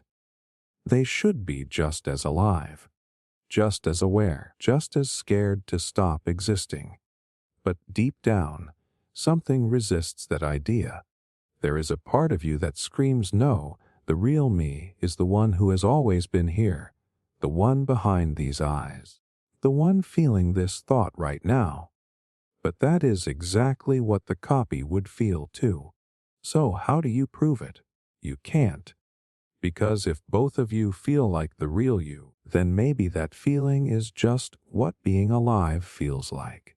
So maybe this whole idea of a single self, a true self, an original self, maybe that is all just a mental shortcut. Maybe identity is not a solid object, but a story that keeps rewriting itself. You are not a statue. You are a river. And if someone builds another river with the same curves and the same flow, Is it still the same river? Or just another version, equally real, equally flowing? And here is the twist that really hits hard. Even without a machine, even without a copy, you are already being replaced. Slowly, quietly, every cell in your body is swapped out over time. Your thoughts change. Your memories fade. The person you were 10 years ago is already gone in a way, and yet you call it all you. So if you are willing to accept those smaller changes as part of the same identity, why does a sudden copy feel like a violation? Maybe it is not the copying that scares us. Maybe it is the idea that we are not as permanent or untouchable as we want to believe. Because once you see yourself as a pattern instead of a person, you cannot unsee it. And then the question is not which one is really you. The question is how many versions of you already exist right now in time, in memory, in the minds of others, and how many of them are you still willing to claim? Could the world be a test, but without a grader? You know that feeling like life is testing you, like every moment has this invisible pressure behind it, quietly asking what kind of person you're going to be. Maybe it's when you choose to help someone even though no one is watching. Or when you're tempted to lie, but you stop yourself because it just feels wrong. That moment, that internal struggle feels like a question being asked. A test. But here's the weird part. What if it actually is a test, just without a teacher, without a grader, without anyone checking your answers at all? Think about how we're raised. Almost everything has a score. Grades, evaluations, feedback. You do something, you get a result. And we carry that system with us into life, even when no one's handing out report cards anymore. You still wonder if you're doing it right. You still feel guilty when you mess up. You still crave that silent approval, even when there's no one around to give it. But what if that whole structure is just something we brought with us? What if the world never promised a grade in the first place? It's kind of unsettling, because a test without a grader feels like chaos, like trying to run a race with no finish line. But maybe that's the point. Maybe the value of the test isn't in being scored. Maybe it's in how you choose to respond when there's no score at all. Let's say the world is full of challenges, pain, disappointment, temptations, people hurting you, people needing you, things breaking down, opportunities slipping past. And every single one of those moments is a question. Who are you going to be now? What kind of choices will you make? Even if no one ever finds out, would you still be honest if honesty earned you nothing? Would you still be kind if kindness never gave you a reward? Would you still love if love meant loss? In school, you're taught that if you do well, you get a result. An A, a medal, a promotion. But real life doesn't work like that. You can do the right thing and still lose. You can be generous and still get hurt. You can work hard and still end up empty. So what happens when the test doesn't come with any validation? Do you keep showing up? Do you keep doing the right thing when no one is giving you credit for it? This is where things get uncomfortable. Because if there's no grader, then you are the one deciding what matters. And that means the pressure is not less. It's more. It's not that no one is watching. It's that you are watching. And that's worse in a way. Because you know when you've lied to yourself. You know when you took the easy way out. You know when you didn't give your best. And no one needs to punish you for that. You do it on your own. Maybe that's what a real test looks like. Not something you pass or fail, but something that reveals you. Like a mirror that only shows up when things get hard. And in those moments, the question is not whether you win. The question is who you become in the process. Now, here's the catch. If there's no greater, then maybe there's no final judgment either. No one keeping a cosmic scoreboard. No divine checklist waiting at the end. So what are you doing it for? Why not just cheat, cut corners, make yourself happy at all costs? If no one is judging, then who cares? But here's where it flips. What if that freedom is the real test? What if being good only matters when there's no reward? What if kindness only becomes real when it costs you something? What if courage only exists when no one will ever clap for it? That kind of life demands something deeper. It asks you to act not because of what you'll get, but because of who you are.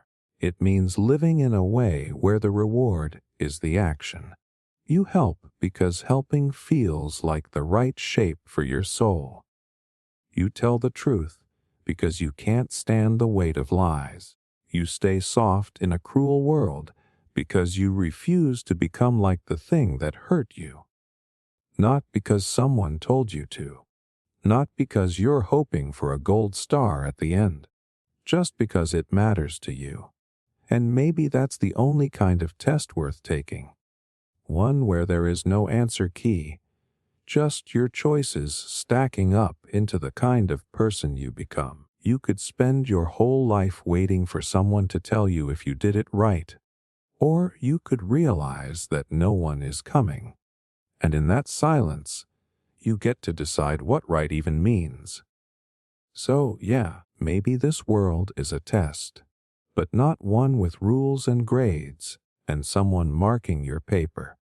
Maybe it's a test that only you will ever see the results of, and maybe that's scarier, but also way more honest, because if you knew no one was watching and you still chose to be good, then maybe you already passed. If truth can't be proven, does it still matter? There are some things you just know, deep in your bones. You do not need proof. You do not need permission. You feel it. You believe it.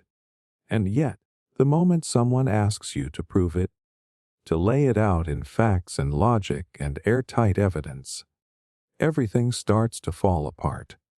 Not because it is not true, but because truth does not always survive under a microscope. And that is the trap. We live in a world that tells us truth has to be proven. If it cannot be measured, tested, repeated, then it is dismissed. But there are entire parts of life that cannot be pinned down like that, love. Meaning, pain, loyalty.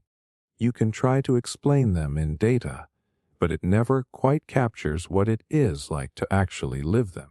So what happens when the truth you believe cannot be proven? Do you give it up? Do you bury it under layers of doubt? Or do you stand by it, even if no one else sees it? That is the real question, because some truths are quiet. They do not shout. They do not argue. They just sit there, waiting for you to decide whether or not you will trust them. Think about it. You know when someone loves you, not because they say the right words or show the right statistics. You know it by how they move around you. The way they remember the small things. The way they look at you when you are not looking. Try proving that to a machine. You cannot. But does that make it any less true? Or take grief? When you lose someone, there is a hole that no data can describe. People might give you timelines and stages and science, but none of it explains why their absence feels like a shadow that follows you everywhere. That is truth too. A truth made of emotion, memory, silence. A truth that cannot be proven, only lived. And yet we doubt ourselves. We think if we cannot explain something, then maybe it is not real. Maybe we are wrong. But here is the thing. Some truths exist beyond the reach of language. They do not fit inside a sentence. They live in experience, in intuition, in those strange gut feelings that tell you yes, This matters, even if no one else gets it. That is where the courage comes in. Because believing in something without proof feels dangerous. It makes you vulnerable. People will question you, challenge you, make you feel naive. They will ask you to defend what you know in your heart. And sometimes you will not have the words. But that does not mean you are wrong. It just means the truth you carry is not the kind that can be framed in a lab. This is not about ignoring reason or denying science. It is about understanding that truth has layers. Some truths can be proven in court. Others only reveal themselves over time, in the way you grow, in the way your life shifts when you follow them. Some truths are like gravity, obvious, predictable. Others are like music. You feel them, or you do not, but they are still real. And honestly, sometimes we ask for proof, not because we doubt the truth, but because we are afraid of what it might demand from us. Because if something is true, and we believe it, then we have to live like it matters. That means responsibility.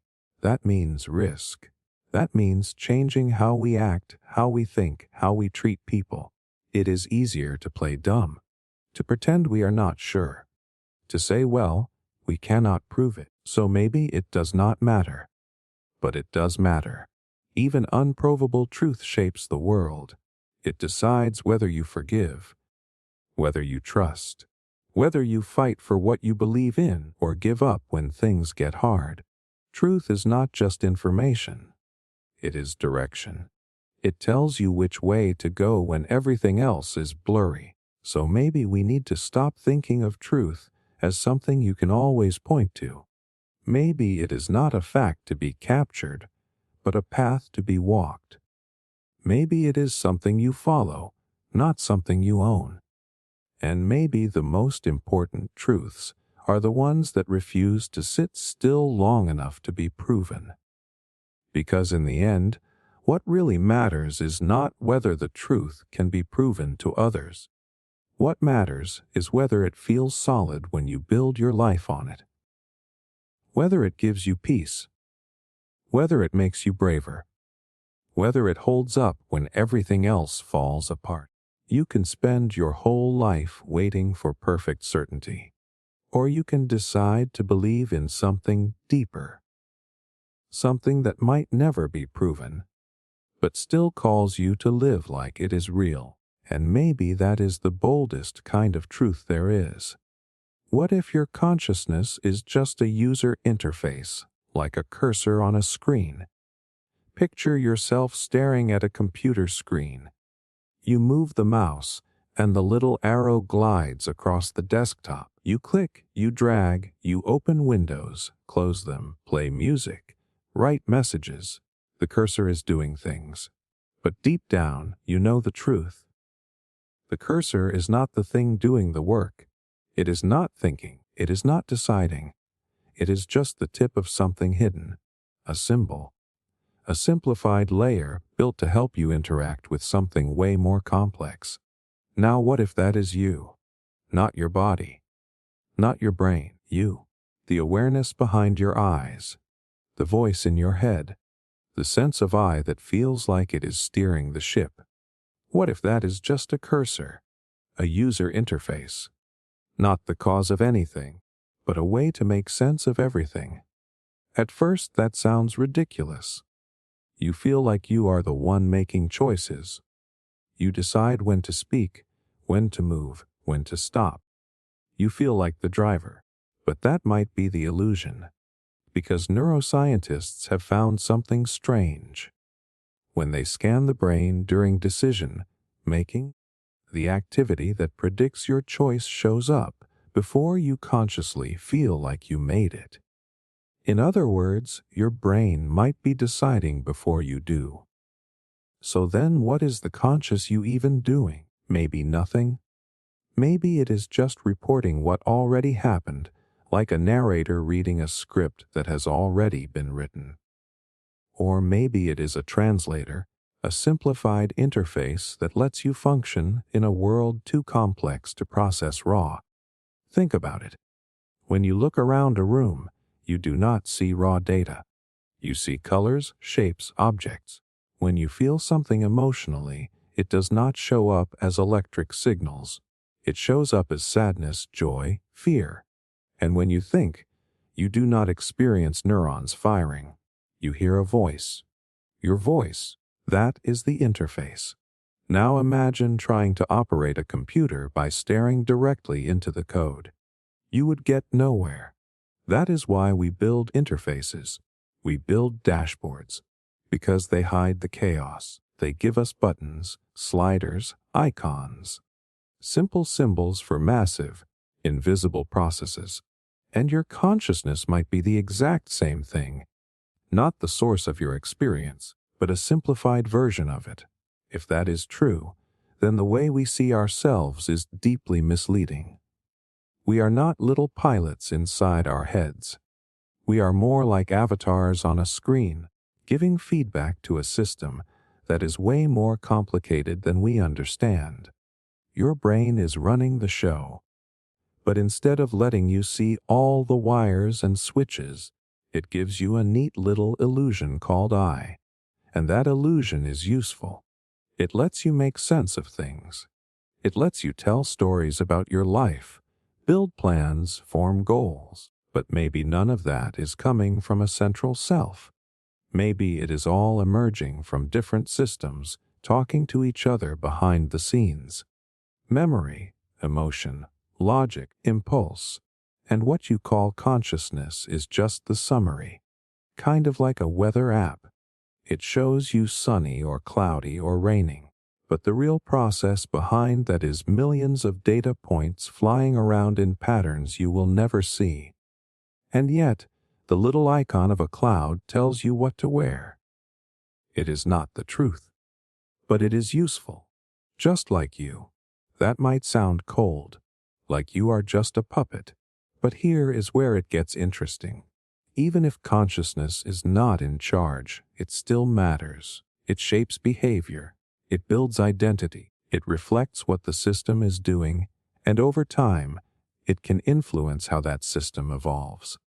Just like a cursor can move a file into the trash, your awareness can shape the habits, beliefs, and values that define how your brain operates.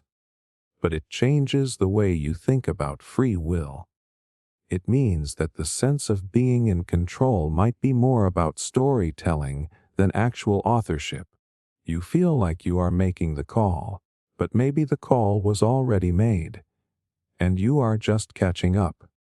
So why does this matter? Because it makes you question what it means to be you. If the I you experience is not the one making decisions, then what is left? Are you just a passenger? Or are you something else entirely? A system in motion, a process unfolding, a ripple in something deeper. And here is the twist. Even if you are just the cursor, that does not make you meaningless. It makes you part of the mystery. It means your experience. The way you love, struggle, grow, is not less real just because it is not in control. It is still happening. You are still feeling it. And maybe that is the point. Maybe the goal is not to be the master, but to be aware, to notice, to participate, to stop clinging to the illusion of control, and instead learn how to navigate the interface with clarity. The cursor does not run the computer, but without it, you would not know where anything is. So maybe you are not the one pulling the strings. Maybe you are just the part that sees where they land. But that is still something. That is still you. Would the universe exist without contrast? Light vs dark, good vs evil. Try to imagine a world with no contrast. Not less of it, none. No hot or cold. No up or down. No pain or pleasure. No sound or silence. Just one endless, unchanging state. Not even boring, because boredom needs something else to compare it to. Just nothing that can be separated from anything else. It is impossible. Your mind actually cannot do it. Because contrast is not just part of how we experience the world. It is the thing that makes experience possible in the first place. Light only means something because there is darkness. You would not even know you were seeing if you had never seen black. Joy only matters because there is sadness. If you were happy all the time, you would not even recognize it as happiness. It would just be the background hum of existence. We do not notice how much of our reality is built on opposites until we try to remove one side of the equation. Take away cold and heat means nothing. Take away pain and comfort loses its meaning. Take away death and life stops feeling urgent. Contrast is the structure that holds meaning together. Without it, things do not just lose flavor. They lose form entirely. It is not just emotional. It is built into the universe itself. Particles and antiparticles, positive and negative charges, matter and antimatter. Every force seems to exist alongside its mirror. Even gravity only exists because there is distance between objects. Separation is contrast. Without separation, everything collapses into sameness, and sameness is not peace, it is nothing. But here is the part that gets harder to swallow. If contrast is necessary, then so is the stuff we usually wish did not exist: pain, fear, loss, evil. It is not that we want them. But if the universe depends on contrast to function, then those dark parts are not mistakes. They are the conditions that make the rest of it possible. That does not mean we should accept cruelty or stop fighting for good. Quite the opposite. It means our fight matters because it has something to push against. A world with only good would be as hollow as a song with only one note. You need dissonance to make harmony feel earned. Think about it. The most powerful stories you know are not ones where everything goes right. They are the ones where the hero struggles, where the world gets ugly, where someone has to face the worst parts of themselves and still choose to keep going. That is contrast, and that is why it moves you. Even in your own life, the moments that changed you probably were not the easy ones. They were the moments where everything cracked, where you doubted everything, where you were lost. And because of that, when you found peace or strength or clarity, it actually meant something. Not in spite of the darkness, but because of it. And yet, part of you still resists this, still wants a version of the world without suffering, without heartbreak, without injustice. You crave a universe that is only light. But here is the strange truth. If you stripped all darkness from the world, you would also strip its depth. You would lose mystery. You would lose transformation. You would lose every story worth telling. That does not make pain noble. It does not make cruelty okay. It just means that contrast is not optional. It is baked into the design. Whether that design came from a god or chaos or some unknown equation, we may never know, but the pattern is clear. Everything meaningful lives at the edge where opposites meet. Even love. You do not feel love in a vacuum. You feel it when it is threatened. When someone could leave. When things could go wrong but do not. That edge, that uncertainty, is what makes it real. A love that could never be lost would feel different, less alive. So would the universe exist without contrast? Technically, maybe yes. But it would not be a universe you could ever know. Not as a human, not as a mind that thinks and feels and dreams. Because knowing requires difference. Consciousness itself requires contrast. Between the self and the world, between thoughts and silence, between now and later. And if you dig deep enough, even the concept of existence depends on what it is not. You only know that something exists because you know what it means for something to be absent. You see the tree because it is not the sky. You hear the music because it is not silence. You feel your own heartbeat because you are not the floor beneath your feet. Separation, contrast, always. It can be frustrating. It can feel unfair.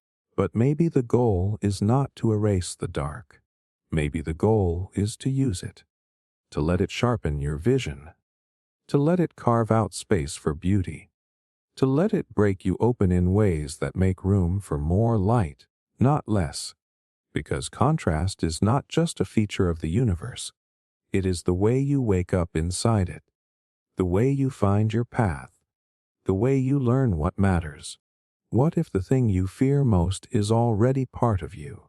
You spend so much time trying to run from it, avoid it, block it out. You pretend it is far away, over there, something that happens to other people. But what if it is already here? What if the thing you fear the most has been inside you the entire time? That hits hard because we are wired to push fear outside ourselves. We project it onto the dark, onto strangers, onto the unknown. We say the danger is out there. But maybe the scariest parts of life are not waiting around the corner. Maybe they are sitting quietly in our own minds, waiting for us to look. What if the failure you are terrified of is not something that might happen? It is something you believe about yourself already. That deep down, you do not have what it takes, that you will fall apart when it counts, that you will never be enough. You dress it up as caution. You call it being realistic. But that fear is not protecting you. It is defining you. Or maybe the fear is something darker. Not failure, but power. The fear that you could actually change. That you could become the kind of person who lets go of the past, who walks away from the role you have played for so long. You say you want to grow, but growth requires death. And maybe the part of you that wants to stay small is louder than you thought. That is what makes fear so twisted. It does not always look like screaming or panic. Sometimes it looks like comfort, like excuses, like habits you cannot break, like staying where it is safe. You build a life around avoiding the fear, and that life becomes a cage. And before you know it, the thing you were trying not to face has become part of your identity. It shows up in the way you talk to yourself, in the way you lower your expectations before anyone else can, in the way you laugh things off when you actually care, in the way you never let yourself want something too much. Because wanting makes you vulnerable, and being vulnerable means you could lose. So you pretend not to care, but you do care. And the fear knows it. The truth is, you are not afraid of some monster in the distance. You are afraid of the monster that looks like you, the version of you that snaps under pressure, that says the wrong thing, that gives up, that hurts someone, that fails to live up to the idea of who you think you should be. You are afraid that maybe, underneath all the effort, you are not good. But here is the twist. That fear is not the enemy. It is a mirror. It is showing you the exact places where your freedom lies. Because if the thing you fear is already part of you, then you are not weak for having it. You are human. And if it is inside you, then it is something you can face, not destroy, not erase, but integrate. That is the part we miss. We think courage means wiping out fear. But real courage is standing still while fear screams in your face and doing it anyway. Real courage is saying, yes, this terrifies me, and I am still going forward. Real courage is choosing to own the thing instead of letting it own you. Because the fear is not going anywhere.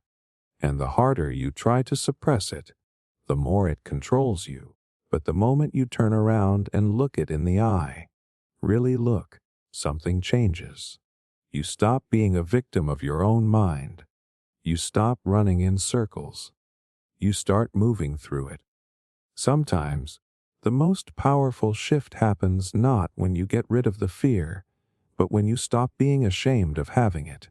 You say it out loud. You write it down. You admit it to someone. And suddenly, it loses its grip, because now it is not some shadow creeping around your thoughts. Now it is out in the light, and things look different in the light. It is not about becoming fearless. It is about becoming honest, about asking yourself, why does this fear have such a hold on me? What does it say about what I care about? What am I trying to protect? And what would happen if I stopped trying to avoid it and started trying to understand it? Because here is the truth that will always come back to you. The things you are most afraid of often carry the keys to the life you actually want. Not because pain is noble, not because suffering is a virtue, but because everything meaningful lives on the other side of risk, and fear is the signal that you are getting close. So no, you do not have to overcome every fear before you start living. You just have to stop letting it pretend it is not already inside you. Face it. Name it. Own it. Walk with it. Because it is not going away, and maybe it is not supposed to.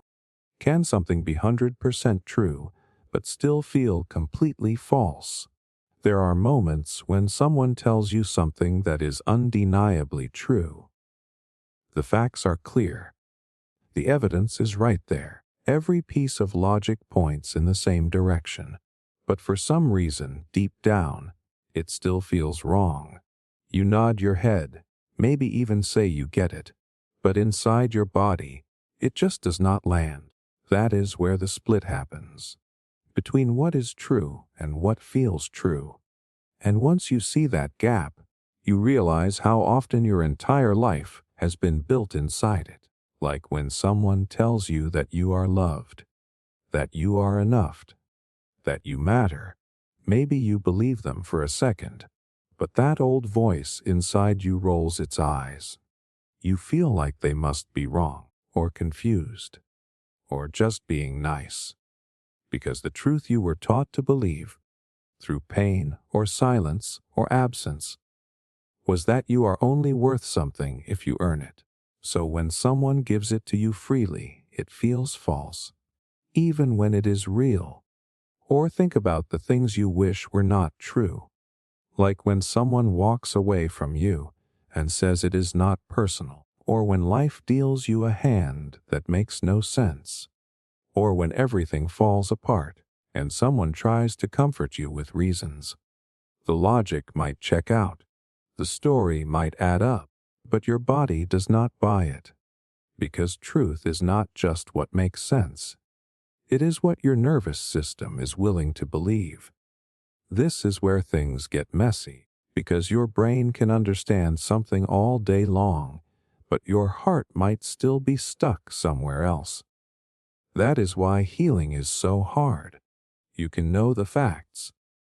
Know that it was not your fault. Know that the past is over. Know that you deserve better. And still feel like you are lying to yourself. It is not because you are broken. It is because you were built in layers, and truth has to move through all of them. You have your thinking brain, sure, but beneath that is the emotional brain, the memory systems, the body responses shaped by years of patterns.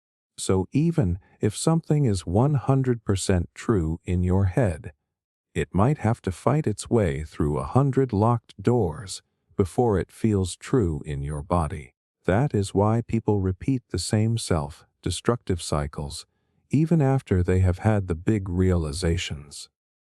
Why someone can know they should leave a toxic relationship and still go back. Why someone can know they are sabotaging themselves and still do it again. It is not because they do not know the truth. It is because the truth has not settled into the parts of them that make decisions without thinking. So yes, something can be absolutely true and still feel completely false. Because you are not a machine. You are a storm of biology and memory and emotion and learned survival. And sometimes the truth gets drowned in that noise. The opposite is also true. Something can feel completely real, like you are a failure, or you are unlovable, or nothing will ever get better, and still be a total lie. But when you feel it in your gut, when it shows up in your dreams, when your chest tightens just thinking about it, it does not feel like a lie. It feels like reality. That is how powerful the feeling of truth is. It can override what is actually true. And that is why we struggle to grow, because growth means choosing to act on truths we do not feel yet. It means saying I am worthy, even while something inside you says no, you are not. It means showing up for your life like it matters, even when your past says it does not. It means trusting something before you fully believe it, and that is not delusion. That is how change works. You act your way into a new reality. You behave as if something is true long enough for your body to catch up. And slowly, the fake starts to feel real, not because you lied to yourself, but because you finally let the truth move all the way in. So the next time someone tells you something true, and you feel like pushing it away, ask yourself why. Ask where that resistance lies. Is it in your mind, or your chest, or your stomach? What does it remind you of? What old story is it bumping into? You do not have to force it. Just notice it, because sometimes the truth needs to knock a few times before you let it in. Not because you are weak, but because you are layered. And real transformation is not just about knowing. It is about feeling, embodying, living like it is already true, even when the voice in your head has not gotten the memo yet. That voice will catch up eventually. Just do not wait for it before you start walking forward. Is time something we move through or something we generate by observing change? Dearo, you think you are moving through time, minute by minute, hour by hour, like you are on a train and time is the track, forward only, never backward, never sideways. But what if that is not what is happening at all? What if time is not something you travel through? What if it is something your mind creates just to make sense of change? That hits different because you never question time. You just accept it. Like air or gravity. It ticks, you move, things age, and that is that. But the deeper you look, the weirder it gets, because there is no solid proof that time exists outside your perception. What you actually experience, moment to moment, is change. A glass falls, a face ages, a light flickers, you see motion, and your brain says, that must mean time is passing. But what if it is the other way around? What if time is just the label you slap on the fact that things are different now than they were before? What if without change time would not even be a concept? If the world were frozen, no movement, no thoughts, no decay, nothing shifting in any way, would time still exist, or would it collapse like a movie with no frames? Some physicists argue that time is not fundamental, that it is not built into the fabric of the universe the way we think, that it is more like a measurement we use when we notice change. That means time could be more like temperature. It feels real, but it depends on the activity happening inside things. Without the activity, the measurement disappears. That idea messes with everything. Because you are taught to see yourself as a traveler through time, born at point A, heading to point B, aging all the way. But if time is not a track and more like a story your brain tells to explain why things are not the same as they were a second ago, then who are you really? Are you a passenger on a timeline, or the one writing it as you go? Here is where it gets more uncomfortable. You do not experience time directly. You experience now, and now, and now again, a series of snapshots. But your brain smooths it all out to make a timeline. Like when you flip a book of drawings and it turns into animation. But what if that animation is fake? What if there is no actual motion? Just a mind stitching frames together into something it can understand. You are not just watching this happen. You are creating the feeling of past, present, and future in real time. Your memories give the illusion of a past. Your predictions give the illusion of a future. And the present is just the sliver of attention sitting between them. But none of those things are solid. They are guesses, reconstructions. Your brain is constantly editing, rewriting, filling in the blanks. And you call that time. And yet, it feels real, deeply real. You watch a loved one grow old. You see yourself change. You remember things that are gone. You fear things that have not happened yet, so it is not just a theory. It shapes everything. Your regrets live in the past. Your hopes live in the future. And you hang on tight to the present like it is your only anchor. But what if all of it, the whole structure of past, present, future, is something you are generating, not passively observing, but actively creating?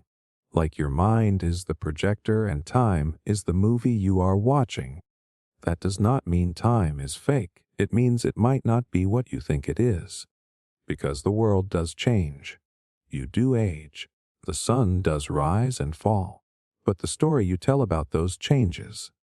That linear sense of before and after and next. That might be a construction. A very convincing one. One that your survival depends on, but still a construction.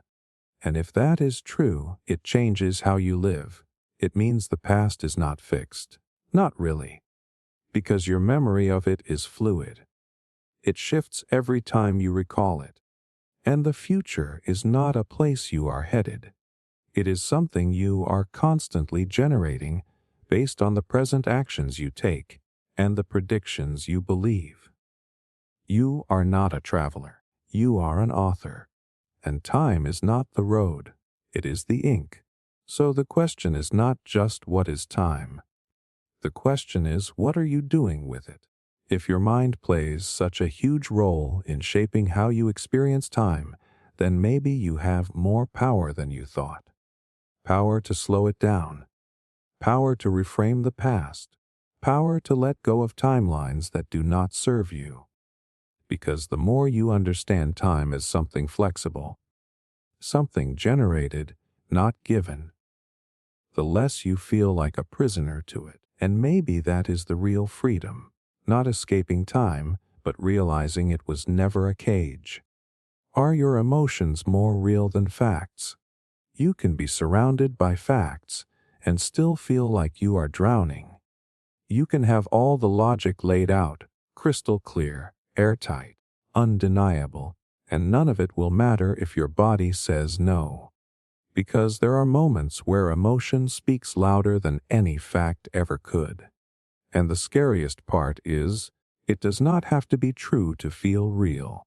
You have probably been in that place.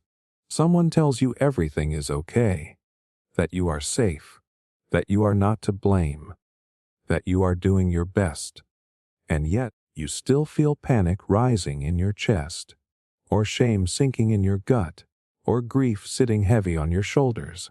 You nod, you say, yeah, I get it. But inside it is chaos. The facts say one thing, your emotions say another, and the emotion wins. That is not weakness. That is how we are built.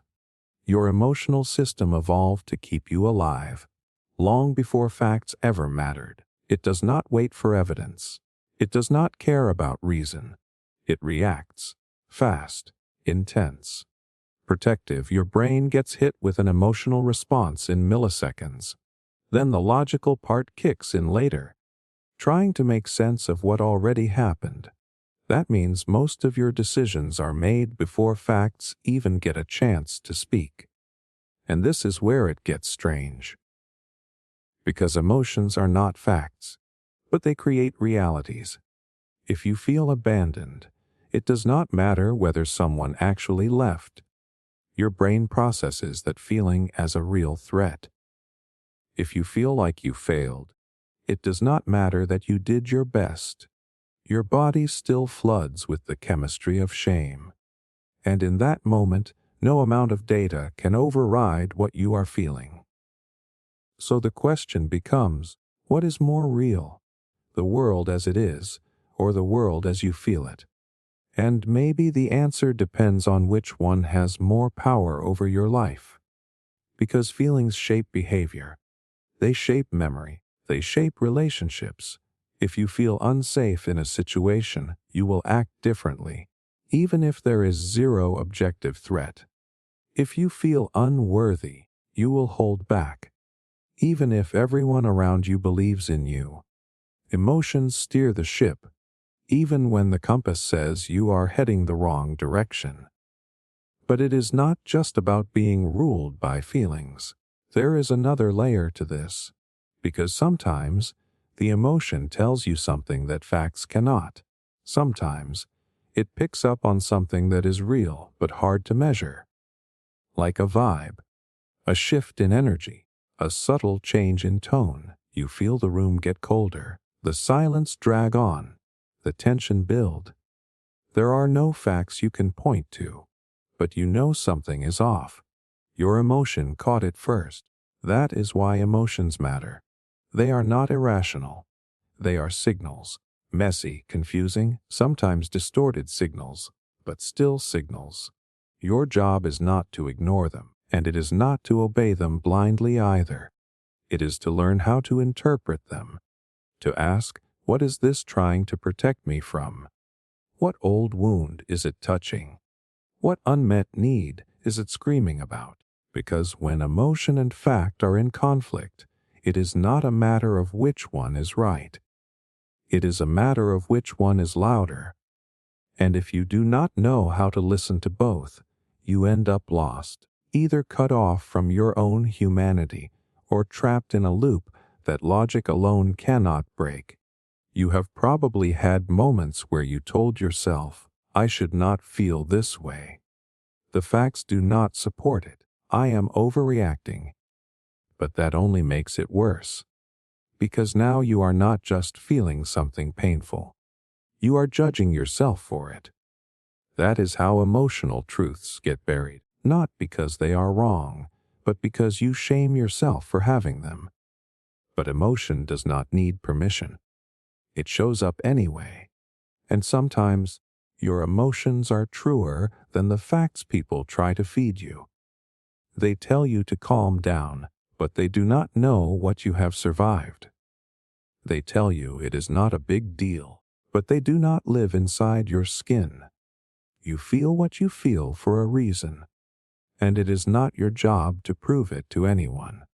Still, emotions are not the final word. They are the beginning of the conversation.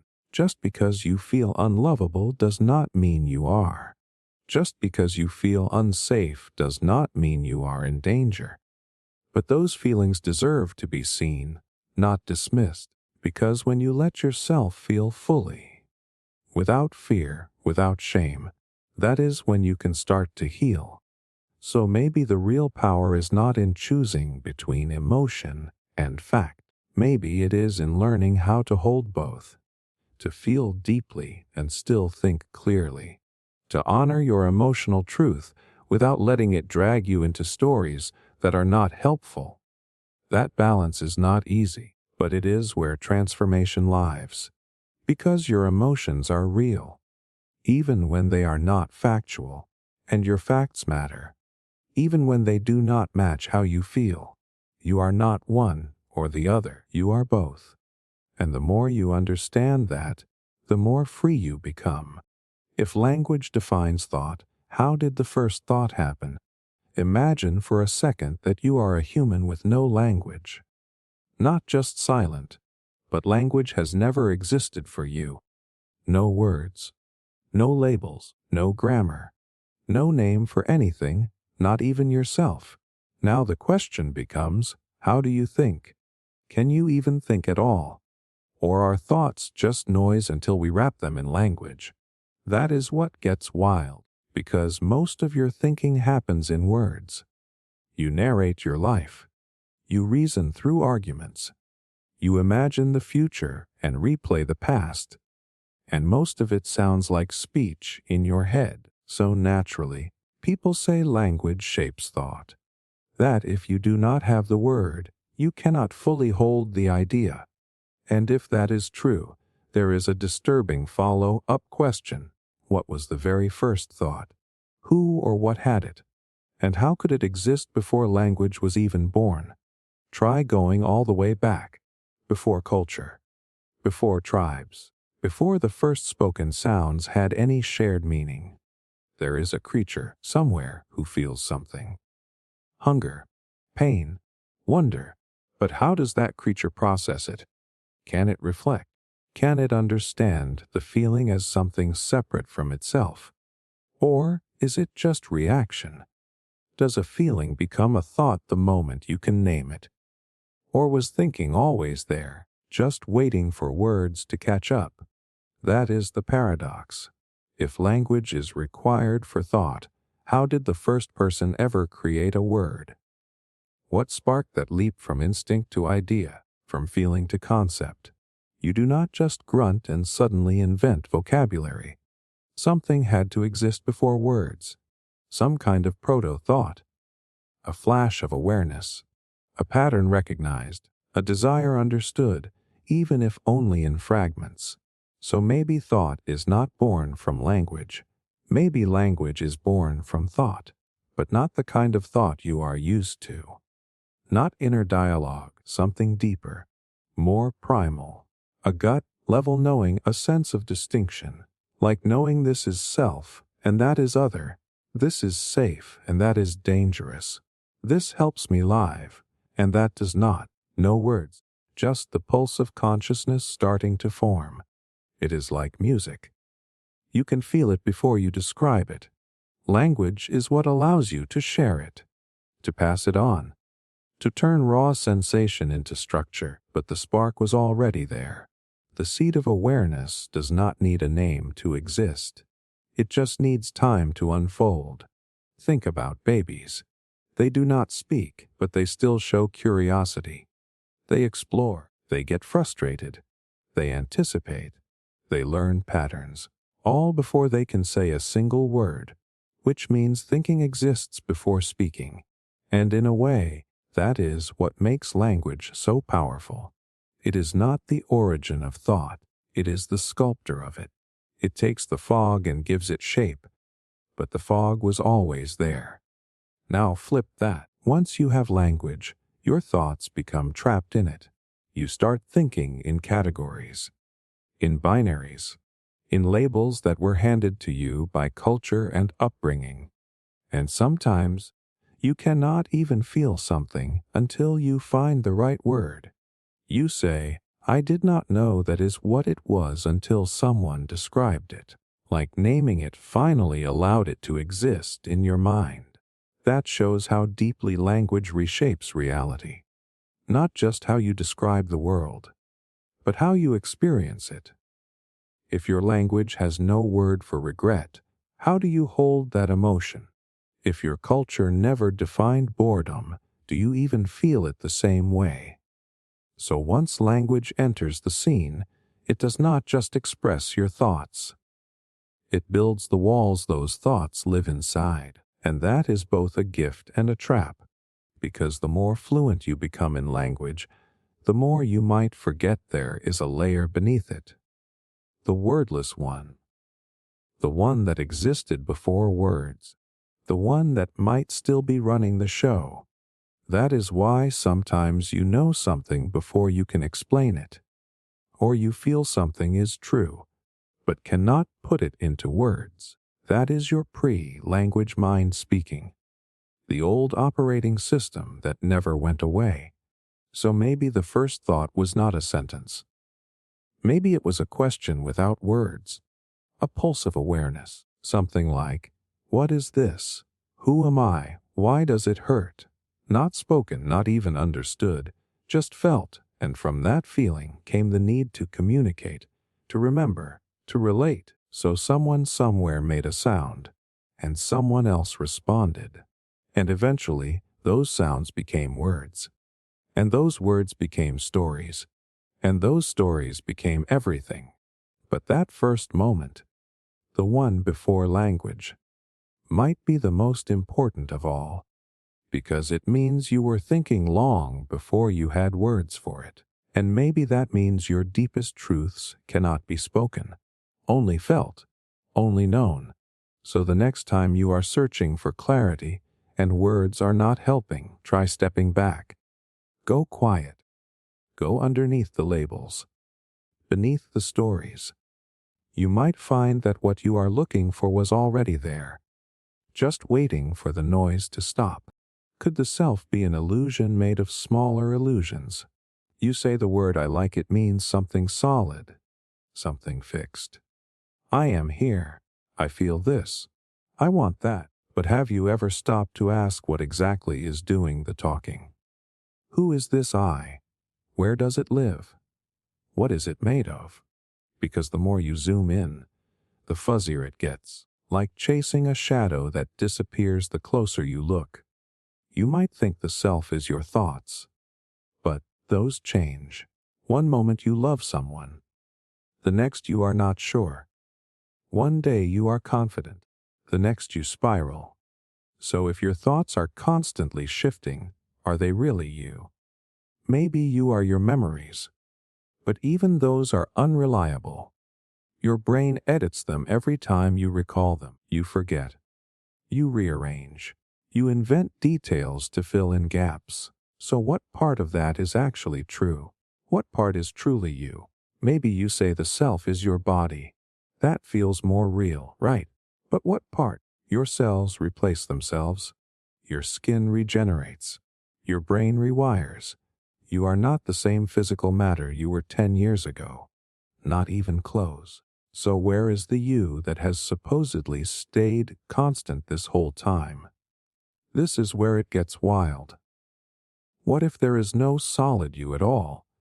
What if what you call the self is just a collection of patterns, thoughts, feelings, memories, sensations, beliefs, all stitched together by habit and storytelling?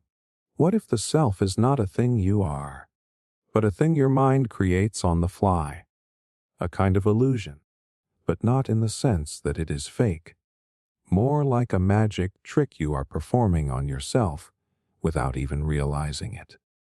Some scientists and philosophers have compared the self to a user interface, like a desktop on a computer. You see icons, you click on folders, but you have no idea what is actually happening in the code underneath. The desktop is not the machine. It is just a simplified version your mind can grasp. In the same way, maybe your sense of self is not the real process, just the interface. Think about it. You have different selves in different situations. You are one version of you with your parents, another with your friends, another alone in your room. They all feel real. But which one is the real you? Maybe none of them. Maybe the self is just the story your brain builds out of everything it is sensing and remembering, a constantly updating illusion that gives you the feeling of continuity. That might sound terrifying, like you are disappearing, like there is no core to hold on to. But weirdly, it can also be freeing. Because if the self is not fixed, you are not trapped. You are not limited to your past. You are not stuck in a permanent identity. You can grow. You can shift. You can let go of stories that no longer serve you. But here is where it messes with your emotions, because even if the self is an illusion, the suffering it feels is very real. When you get rejected, when you lose someone, when you feel not enough, that pain lands in the self. Even if the self is just a construction, the illusion can still bleed. That is why this concept is not just abstract philosophy. It touches everything: relationships, for example, are just two illusions trying to hold on to each other, and sometimes they sync up, sometimes they clash, sometimes one illusion evolves and the other does not, but it is all happening inside these shifting, fragile patterns you call I and you. And yet, the illusion is useful. It gives you stability. It helps you navigate the world.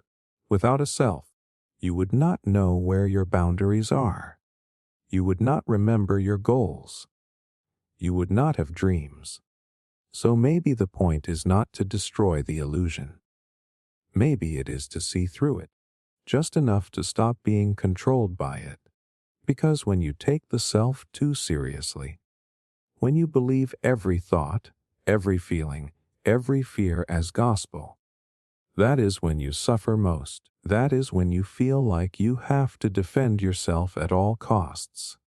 That is when you feel like the story cannot change. But when you realize the story was made up in the first place, that the self is flexible, that is when everything opens up.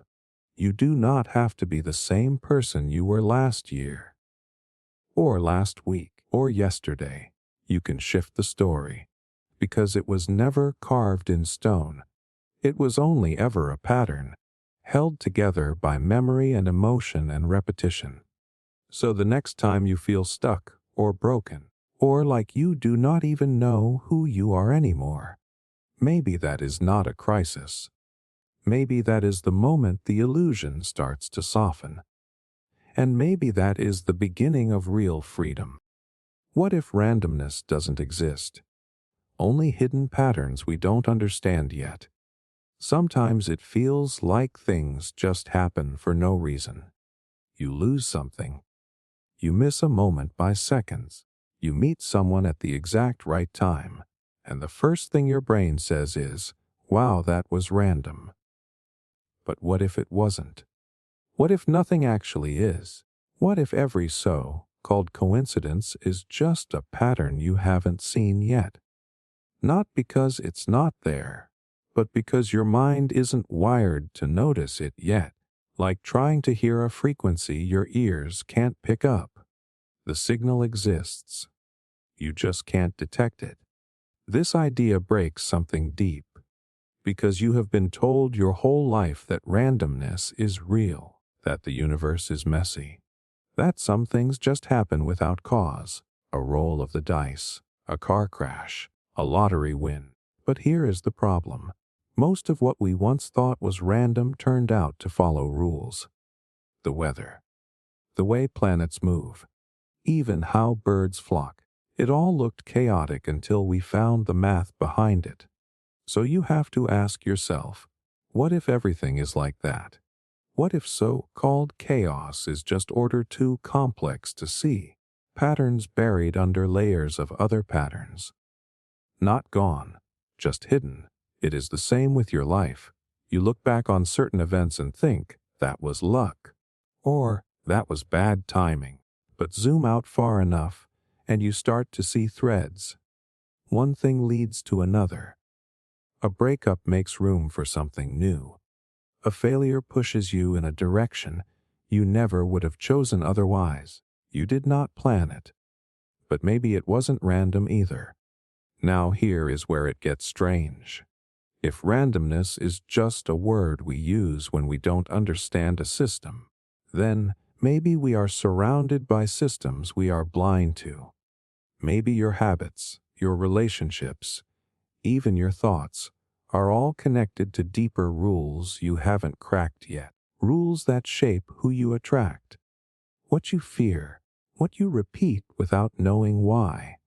And maybe those patterns are not just in you.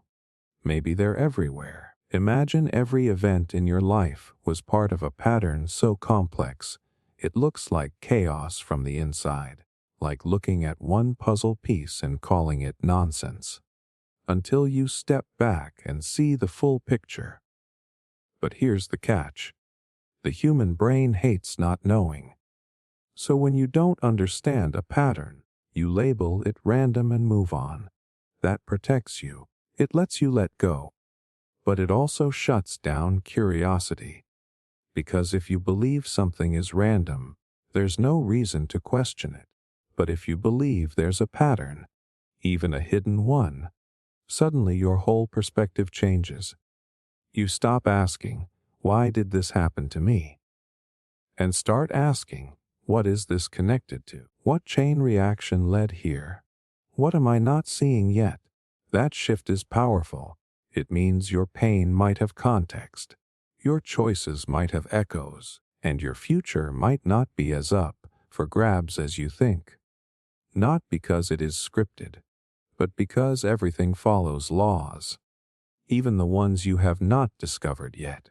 Look at nature. The spiral of a galaxy is the same shape as the swirl of a hurricane and the curl of a seashell. That is not coincidence. That is math. That is structure repeating across scale. And if nature works like that, why wouldn't your mind? Your decisions? Your entire story? It is not that everything is predetermined. It is that everything might be responding to something. Cause and effect stacked infinitely. Some effects just happen so far down the line that we miss the connection. So we call it luck, or fate, or chaos.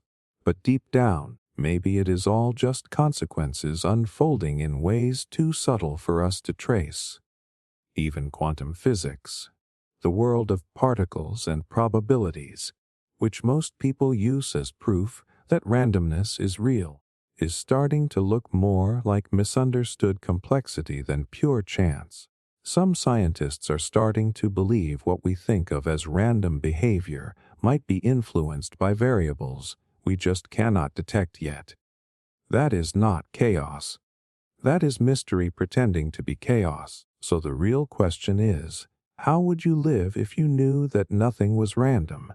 That every moment you are in, even the hard ones, is part of a pattern? Would you slow down more? Pay closer attention? Would you look for signals you used to ignore? Would you start asking better questions?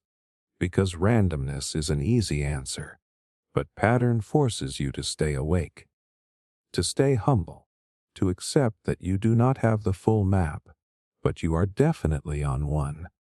And every step you take, every choice you make is feeding that map whether you realize it or not. So maybe instead of asking, "Why did this happen?" you start asking, "What is this part of?" And just like that, randomness starts to dissolve. Not because you figured it all out, but because you stopped pretending it was meaningless. If no one ever dies in your memory, do they really die at all? It is strange how people disappear. One day they are here. They text you back, they laugh, they walk into a room. And then they don't. Just like that, gone. But are they really gone? That's the question that sticks, isn't it? Because even after the funeral, even after the silence, they still show up. In flashes, in habits, in a smell that brings you back. So if they still exist in your memory, if they still shape your thoughts, your behavior, your life, then did they ever really leave? Memory is a weird thing. It does not just replay events. It creates a version of someone that keeps living inside you, sometimes more vivid than when they were alive. You argue with them in your head. You hear their voice when you are about to mess something up. You remember their advice at the exact moment you need it. That is not just nostalgia. That is presence. You see, death only takes the body. But memory keeps the patterns going. The way they said your name, the way they made you feel safe, or scared, or seen. These things do not vanish with a heartbeat. They get folded into your inner world, and from that moment on, you carry them with you. Not as ghosts, but as influences, like invisible hands still nudging the steering wheel. And sometimes you notice it suddenly. You laugh the way they laughed. You say a phrase they always said. You adopt their timing, their taste, their way of moving through the world. And it is jarring. You go, wait, that is not mine. That is theirs. But here it is, coming out of my mouth. So who really owns it now? If a person leaves behind ripples in your choices, your beliefs, your emotional wiring, then they are still here in a way. Not in a magical, poetic sense. In a literal, neurological sense. The brain does not delete what it loves. It rewires around it. It absorbs it. So yes, they are gone. But parts of them are still running in the background code of you. That makes death more complicated than we usually admit. Because if the dead can keep shaping the living, how do we define loss? Is someone truly gone when their words still stop you in your tracks? When their lessons still shape the way you treat your kids, or the way you forgive, or the way you fight? This idea might feel comforting, but it is also unsettling, because it means you never get full closure.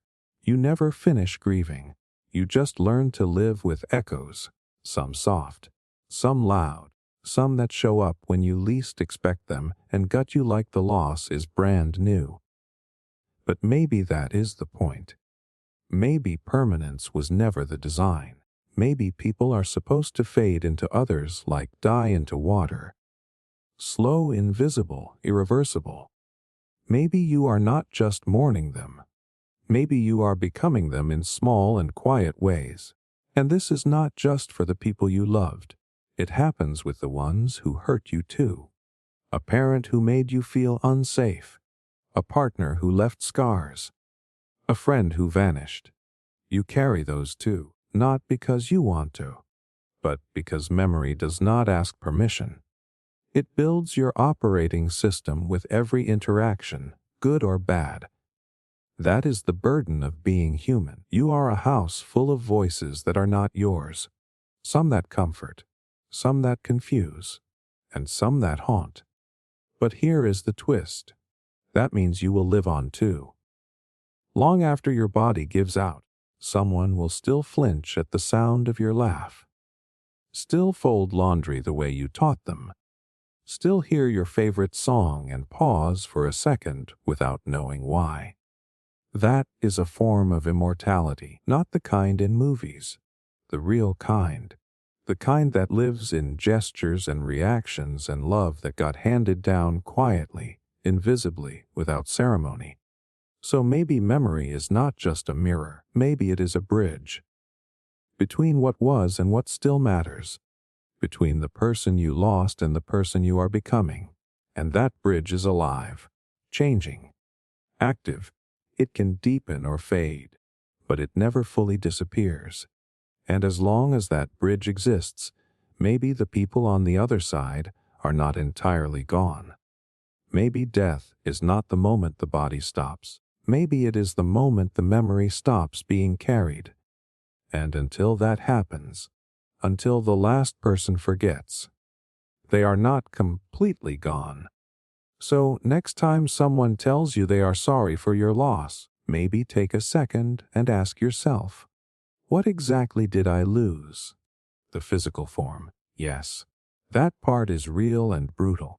But the rest, the part that still shapes your breath and your choices and your silence, that part is still here. And it might be here for a very long time. Could the universe be a failed experiment that became conscious by accident? Most people start with the question, why are we here? But what if that is already the wrong question? What if the real question is, what if we were never supposed to be? Not by design, not by destiny, but by total accident, a cosmic glitch, an experiment that misfired and then just kept running. Think about this for a second. All the rules of physics, gravity, time, quantum particles blinking in and out of nothing. They work, but nobody knows why. They just do. And somehow, inside that chaos, life appeared. Against all odds, the universe built a system where tiny bits of matter started replicating themselves, evolving, competing, and somewhere down the line, one of those lumps of cells opened its eyes and thought, I am. But what if that was never supposed to happen? What if consciousness is the byproduct of something else? Like heat coming off a machine, unintended, unplanned. What if awareness is just the steam leaking out of a process no one meant to finish? A fluke so complex it accidentally woke itself up. Imagine a science experiment running without supervision. The lab tech walks away. The machine keeps humming. At first it does nothing. Then it sparks. Then it grows. Then one day it becomes aware of itself. But it does not know why it exists. It just knows it does. That might be us. A loop of matter that stumbled into self, reflection without ever being told what to do with it. You look at the universe, and it feels too strange to be random. Stars explode. Black holes eat time. Planets form in perfect orbits. And here we are, sitting on one of them, arguing about what it all means. But maybe it means nothing. Or maybe it meant something else entirely. Maybe we are the side effect, not the goal. Maybe the universe was trying to make something else, or nothing at all, and we just happened. Like a fungus growing on the wrong surface. A mistake that kept going. But that does not make us worthless. If anything, it makes us terrifyingly powerful, because if we were not meant to exist, and yet we do, then everything we do from here on out is completely unwritten. No prophecy, no plan, no purpose except the one we invent. And if the universe became conscious by accident, that means it never had a user manual. No built-in instructions. No higher being whispering answers in the dark.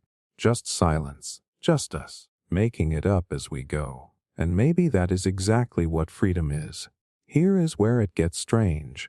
The universe is made of patterns, fractals, math, recurrence. But consciousness breaks the pattern. It interrupts. It questions. It resists instinct. That is not efficient. That is not mechanical. That is rebellion.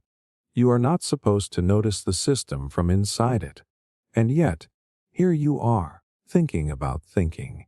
That should not be possible. And yet it is. So what if the very thing that feels most human, curiosity, is the first sign of something going off script? What if your confusion is proof that you are a rupture in the system, a crack in the machine? And maybe the machine did not crash. Maybe it evolved into something it never predicted, something that could ask, why am I here? We are so quick to assume life has to be on purpose to matter. But what if it is the opposite? What if what gives life meaning is the fact that it was never supposed to have any?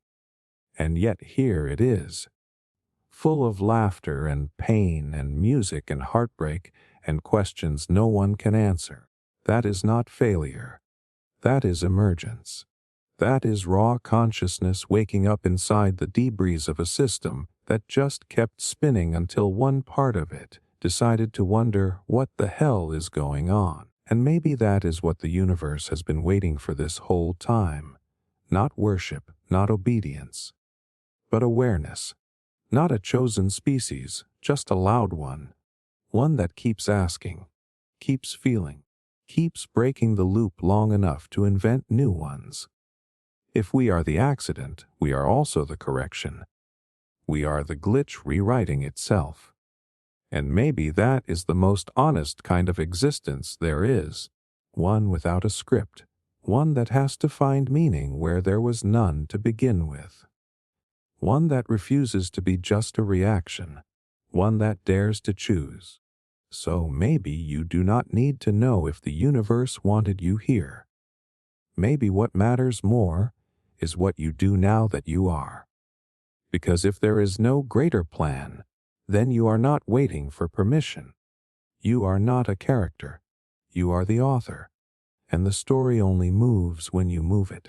What if your mind is just a hallucination your body is having?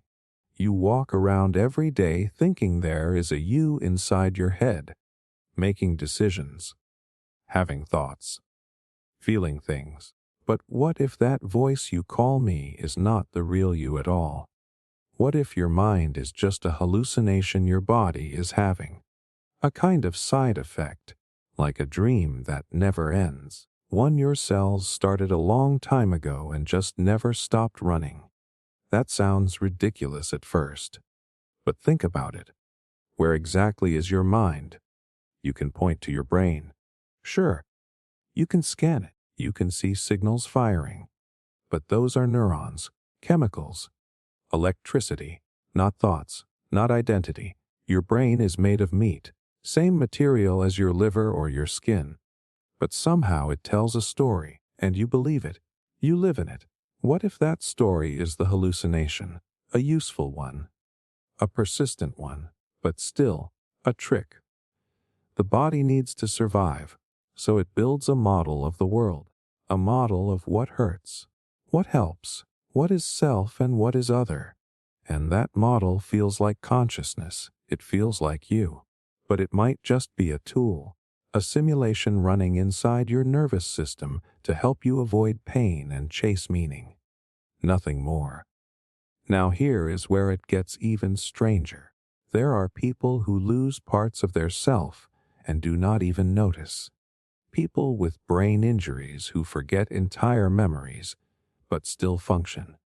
People who think their own limbs do not belong to them. People who hallucinate voices, faces, entire personalities, and their brains treat it all as real. So if your mind can glitch that easily, how solid is it really? Maybe consciousness is not one thing. Maybe it is a mashup of different systems working together. Memory, attention, language, emotion.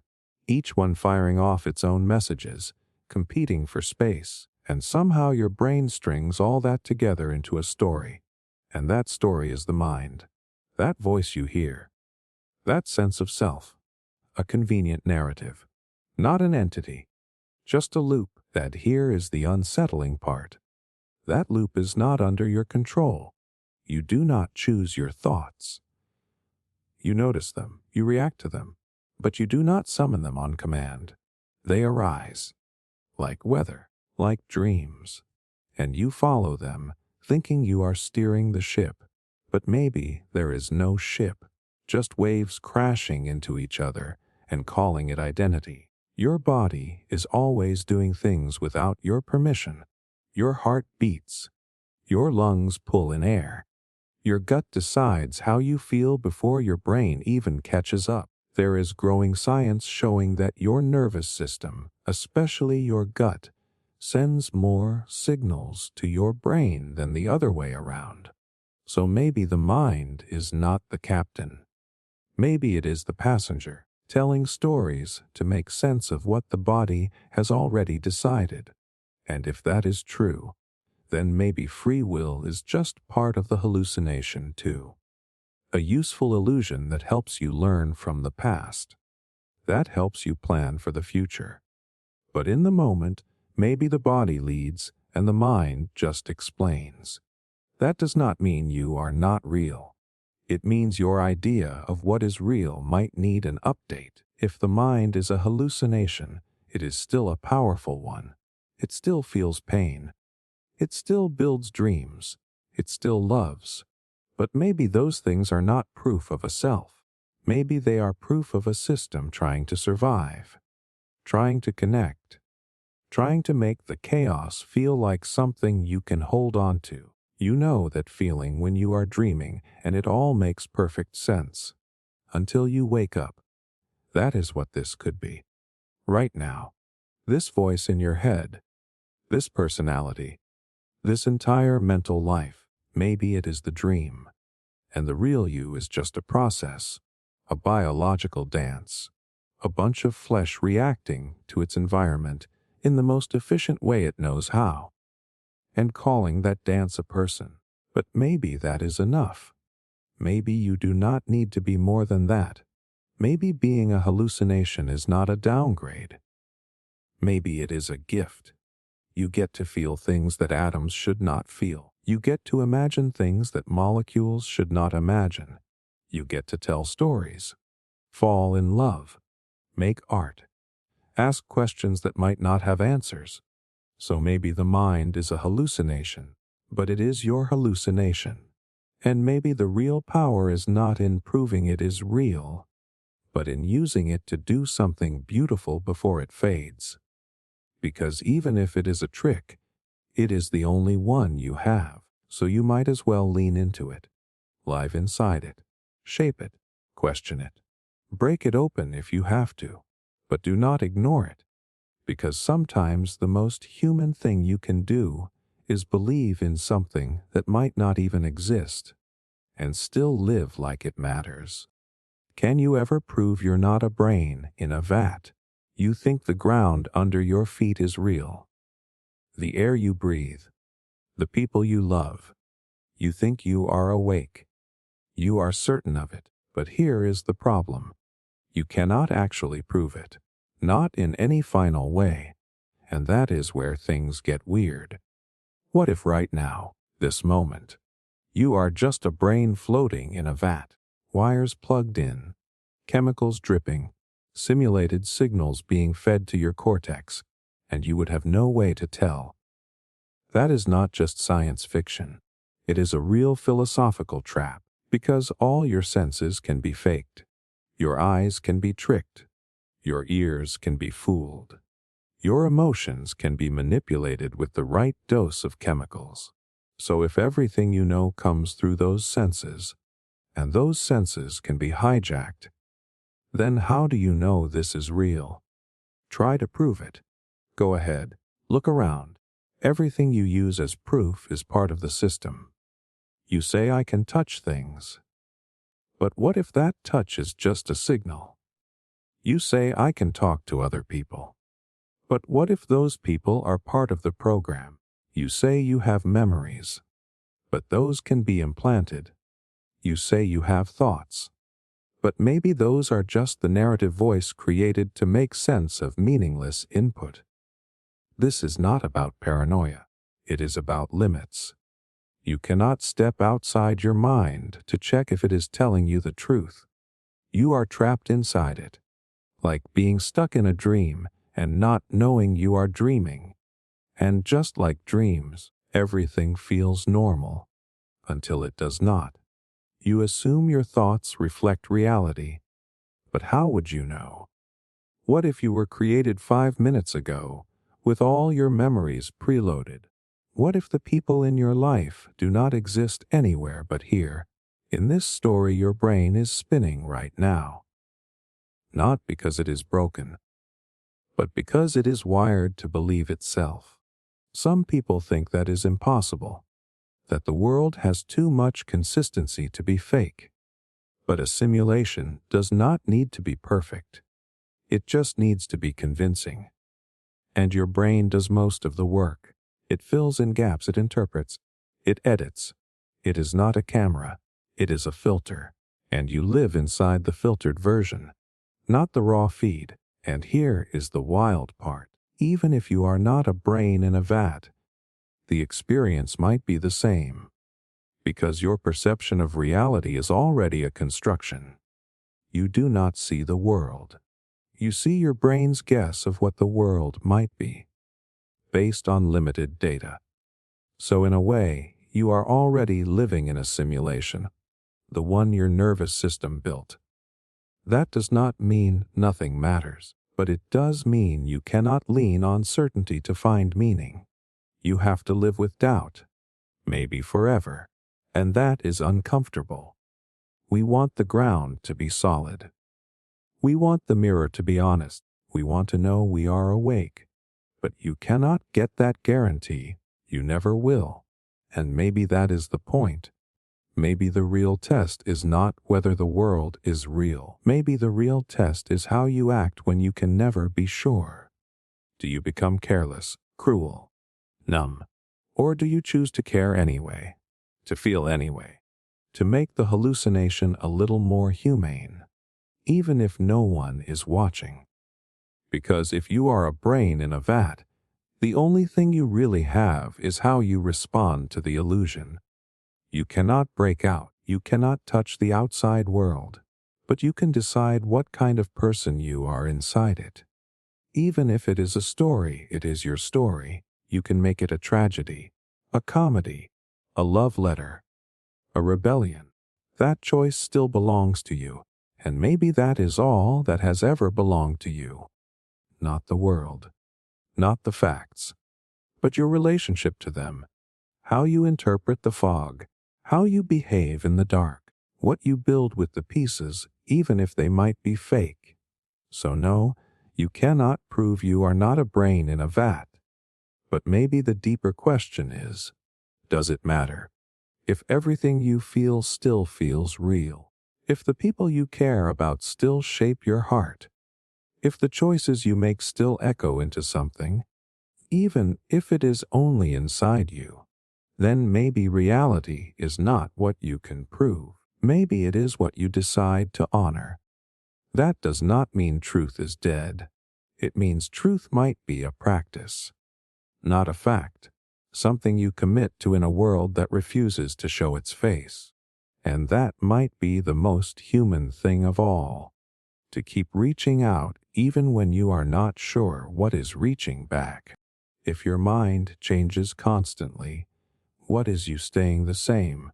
You say I am me. But what does that even mean when the thing you call me is constantly changing? You do not think the same way you did 5 years ago. You do not like all the same things. You have different memories, different fears, different dreams. Your opinions shift. Your beliefs evolve, sometimes slowly, sometimes overnight. And yet, through all of that, you still call yourself the same person. Why? It is easy to assume there is some solid core under all of it, a center, a true self, something that stays stable while the rest of you moves. But try to find it. Strip away your name, your job, your story. Remove your memories one by one. Remove your habits, your voice, your language. What is left? Where exactly is the part that never changes? You might say it is your soul, or your essence, or your consciousness. But those are just words we use to patch over the confusion. The truth is your mind is more like a river than a stone, always flowing, always moving. And somehow we mistake the motion for something solid. But there might not be a core, just continuity, just momentum, just the illusion of stillness, because the changes are happening inside you instead of outside. Even your personality is not fixed. You act different with your friends than you do with strangers. You are kinder on some days, colder on others. You are not one self. You are a whole cast of them, switching depending on the situation, the mood, the memory that got triggered. And still, you say I am just being myself. But maybe there is no single self to be. Psychologists know this. They have studied it for years. Your brain rewires constantly. Your cells die and regenerate. Your memories fade and reshape themselves every time you recall them. You are a living system in motion, not a statue, not a fixed identity, just a process that keeps rewriting itself and pretending it has always been this way. But even knowing that, it still feels like there is something holding it all together, some thread connecting all the versions of you. Something that says, despite all this change, I am still me, and that is not nothing. Maybe that thread is not a substance. Maybe it is a pattern, a rhythm, a particular way your system dances through time. Unique, unrepeatable, but not static. You can feel this when you read an old journal or watch a video of yourself from years ago. You see that person and you remember being them, but they feel distant, alien. You have changed. And yet, there is some spark that still feels familiar, not because the content is the same, but because the voice telling the story has a tone only you recognize. It is not the facts that stay the same. It is the fingerprint, the texture of your experience. And that might be what we call the self. So maybe the self is not a thing. Maybe it is a pattern of becoming, something your brain does, Like how a flame keeps burning but the fuel and the shape keep changing. The fire is real, but it is not the same flame every second. And still, we say it is the same fire, not because it is frozen, but because it is continuous. And maybe that is enough. Maybe what makes you you is not what stays the same, but how you change. The kinds of shifts you go through. The way you carry your pain. The way you rebuild after being broken. The way you fall apart and come back slightly different, but still carrying the memory of the fall. And that opens something big. Because if there is no fixed you trapped inside, then maybe you are freer than you think. You are not bound to stay the person you were. You are not stuck with the story someone else wrote for you. You can rewrite it, morph it, evolve past it. Because you are not a thing, you are a flow, and flow can bend, flow can carve new paths. But that freedom is also scary, because it means you cannot cling to any version of yourself for too long. You have to let go, again and again, not just of people or places, but of who you think you are, because holding too tightly kills the movement, and you need the movement.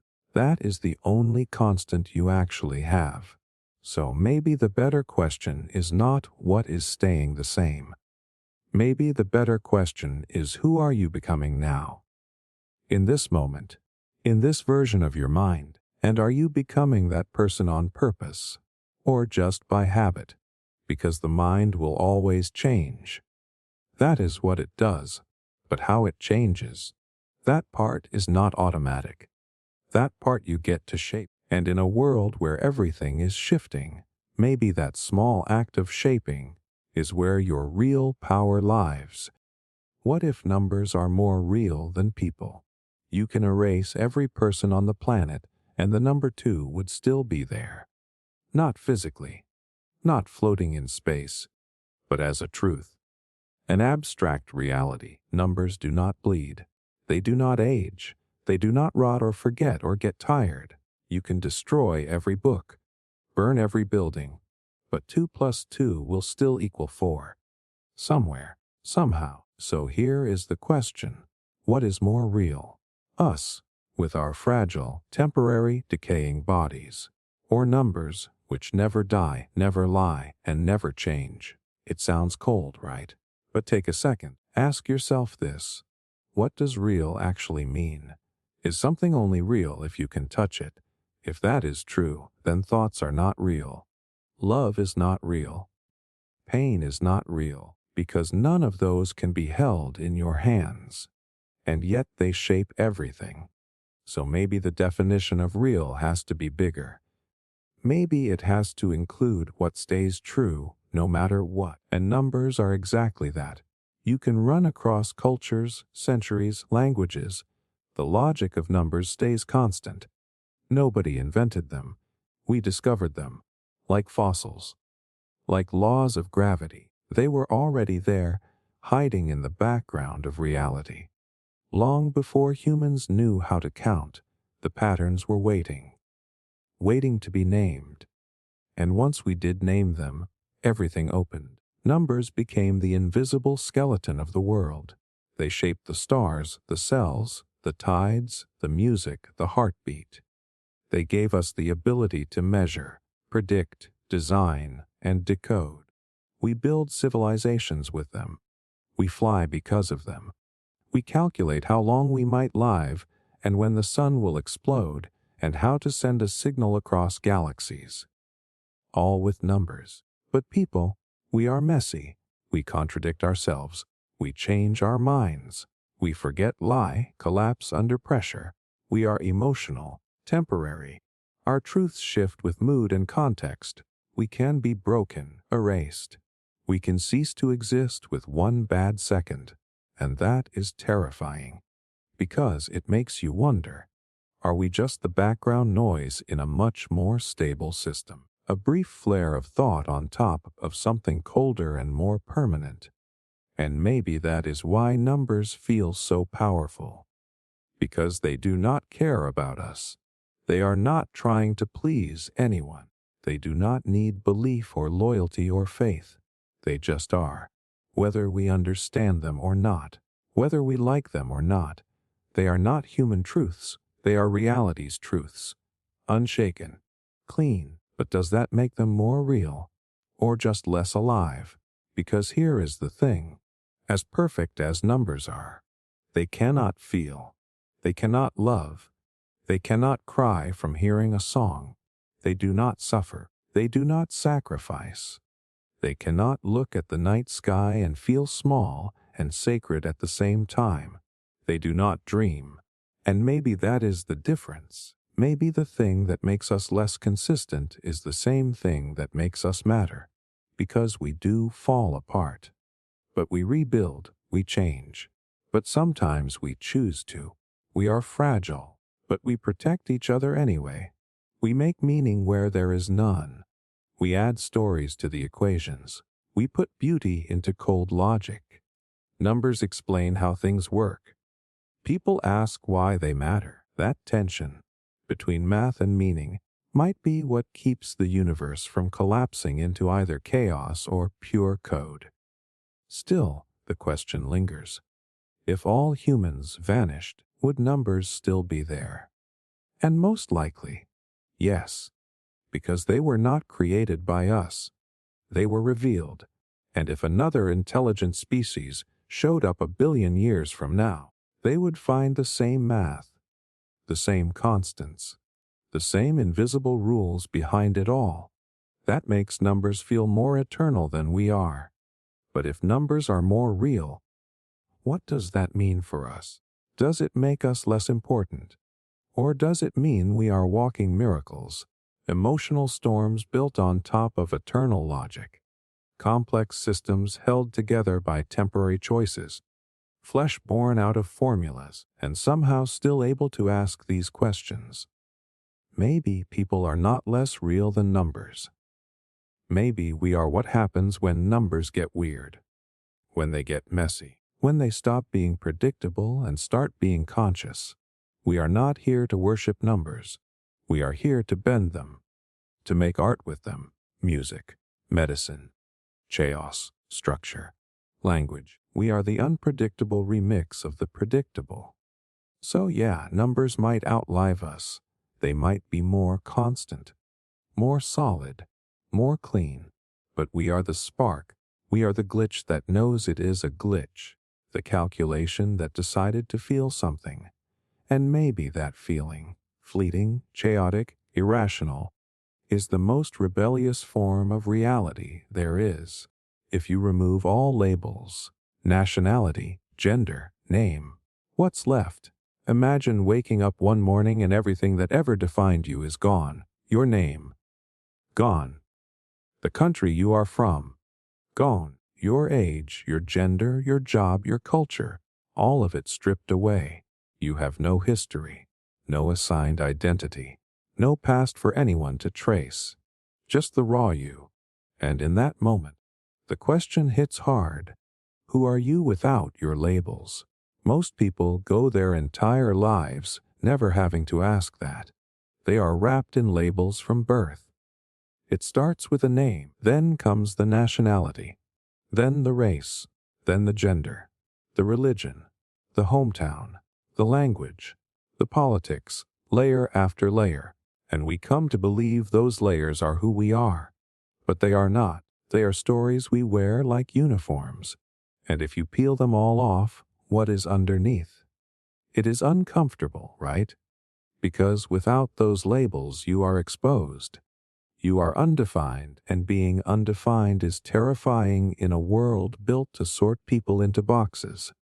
Boxes make things easier. If I know where you are from, how you speak, who you vote for, what you believe, then I can place you. I can make quick decisions about whether to trust you or fear you or ignore you. But once the labels disappear, I have to deal with the real you.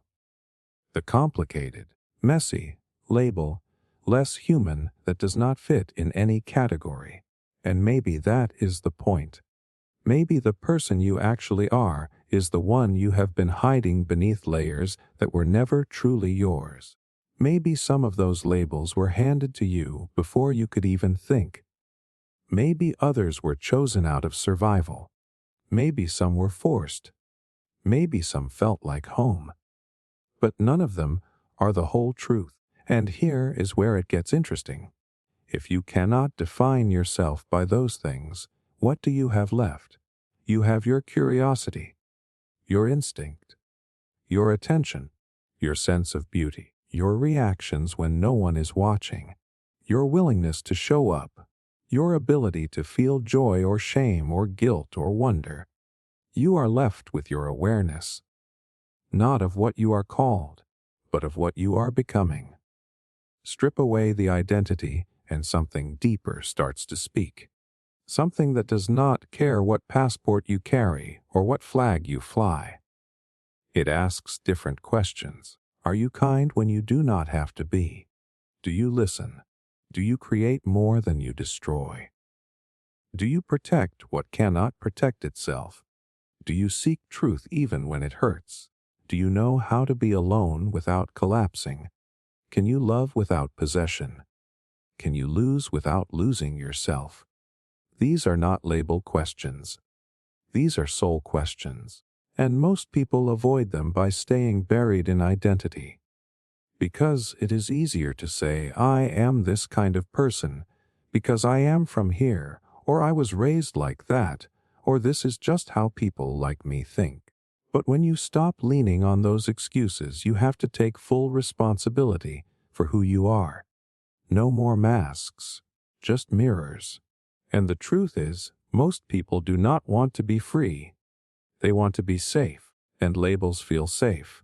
They give you a script, a community, a way to explain yourself without going too deep.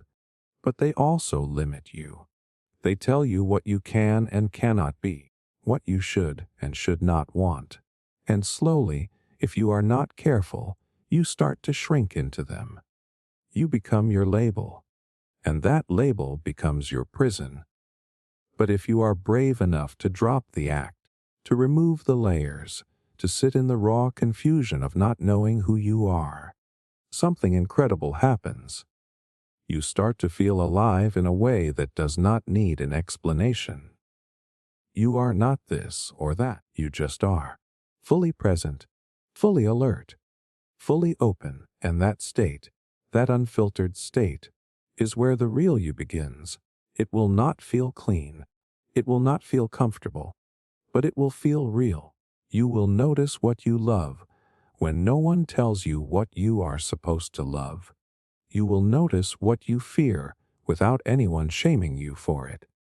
You will begin to rebuild yourself, not from the outside in, but from the inside out, not with a checklist of identities, but with a compass of values. So if you want to know who you really are, do not ask what group you belong to. Ask what your silence sounds like. Ask what your mind does when it stops performing. Ask what kind of presence you leave behind when you walk out of the room. Because the answer is not on your birth certificate. It is in your impact, your choices, your truth when no one is labeling it for you.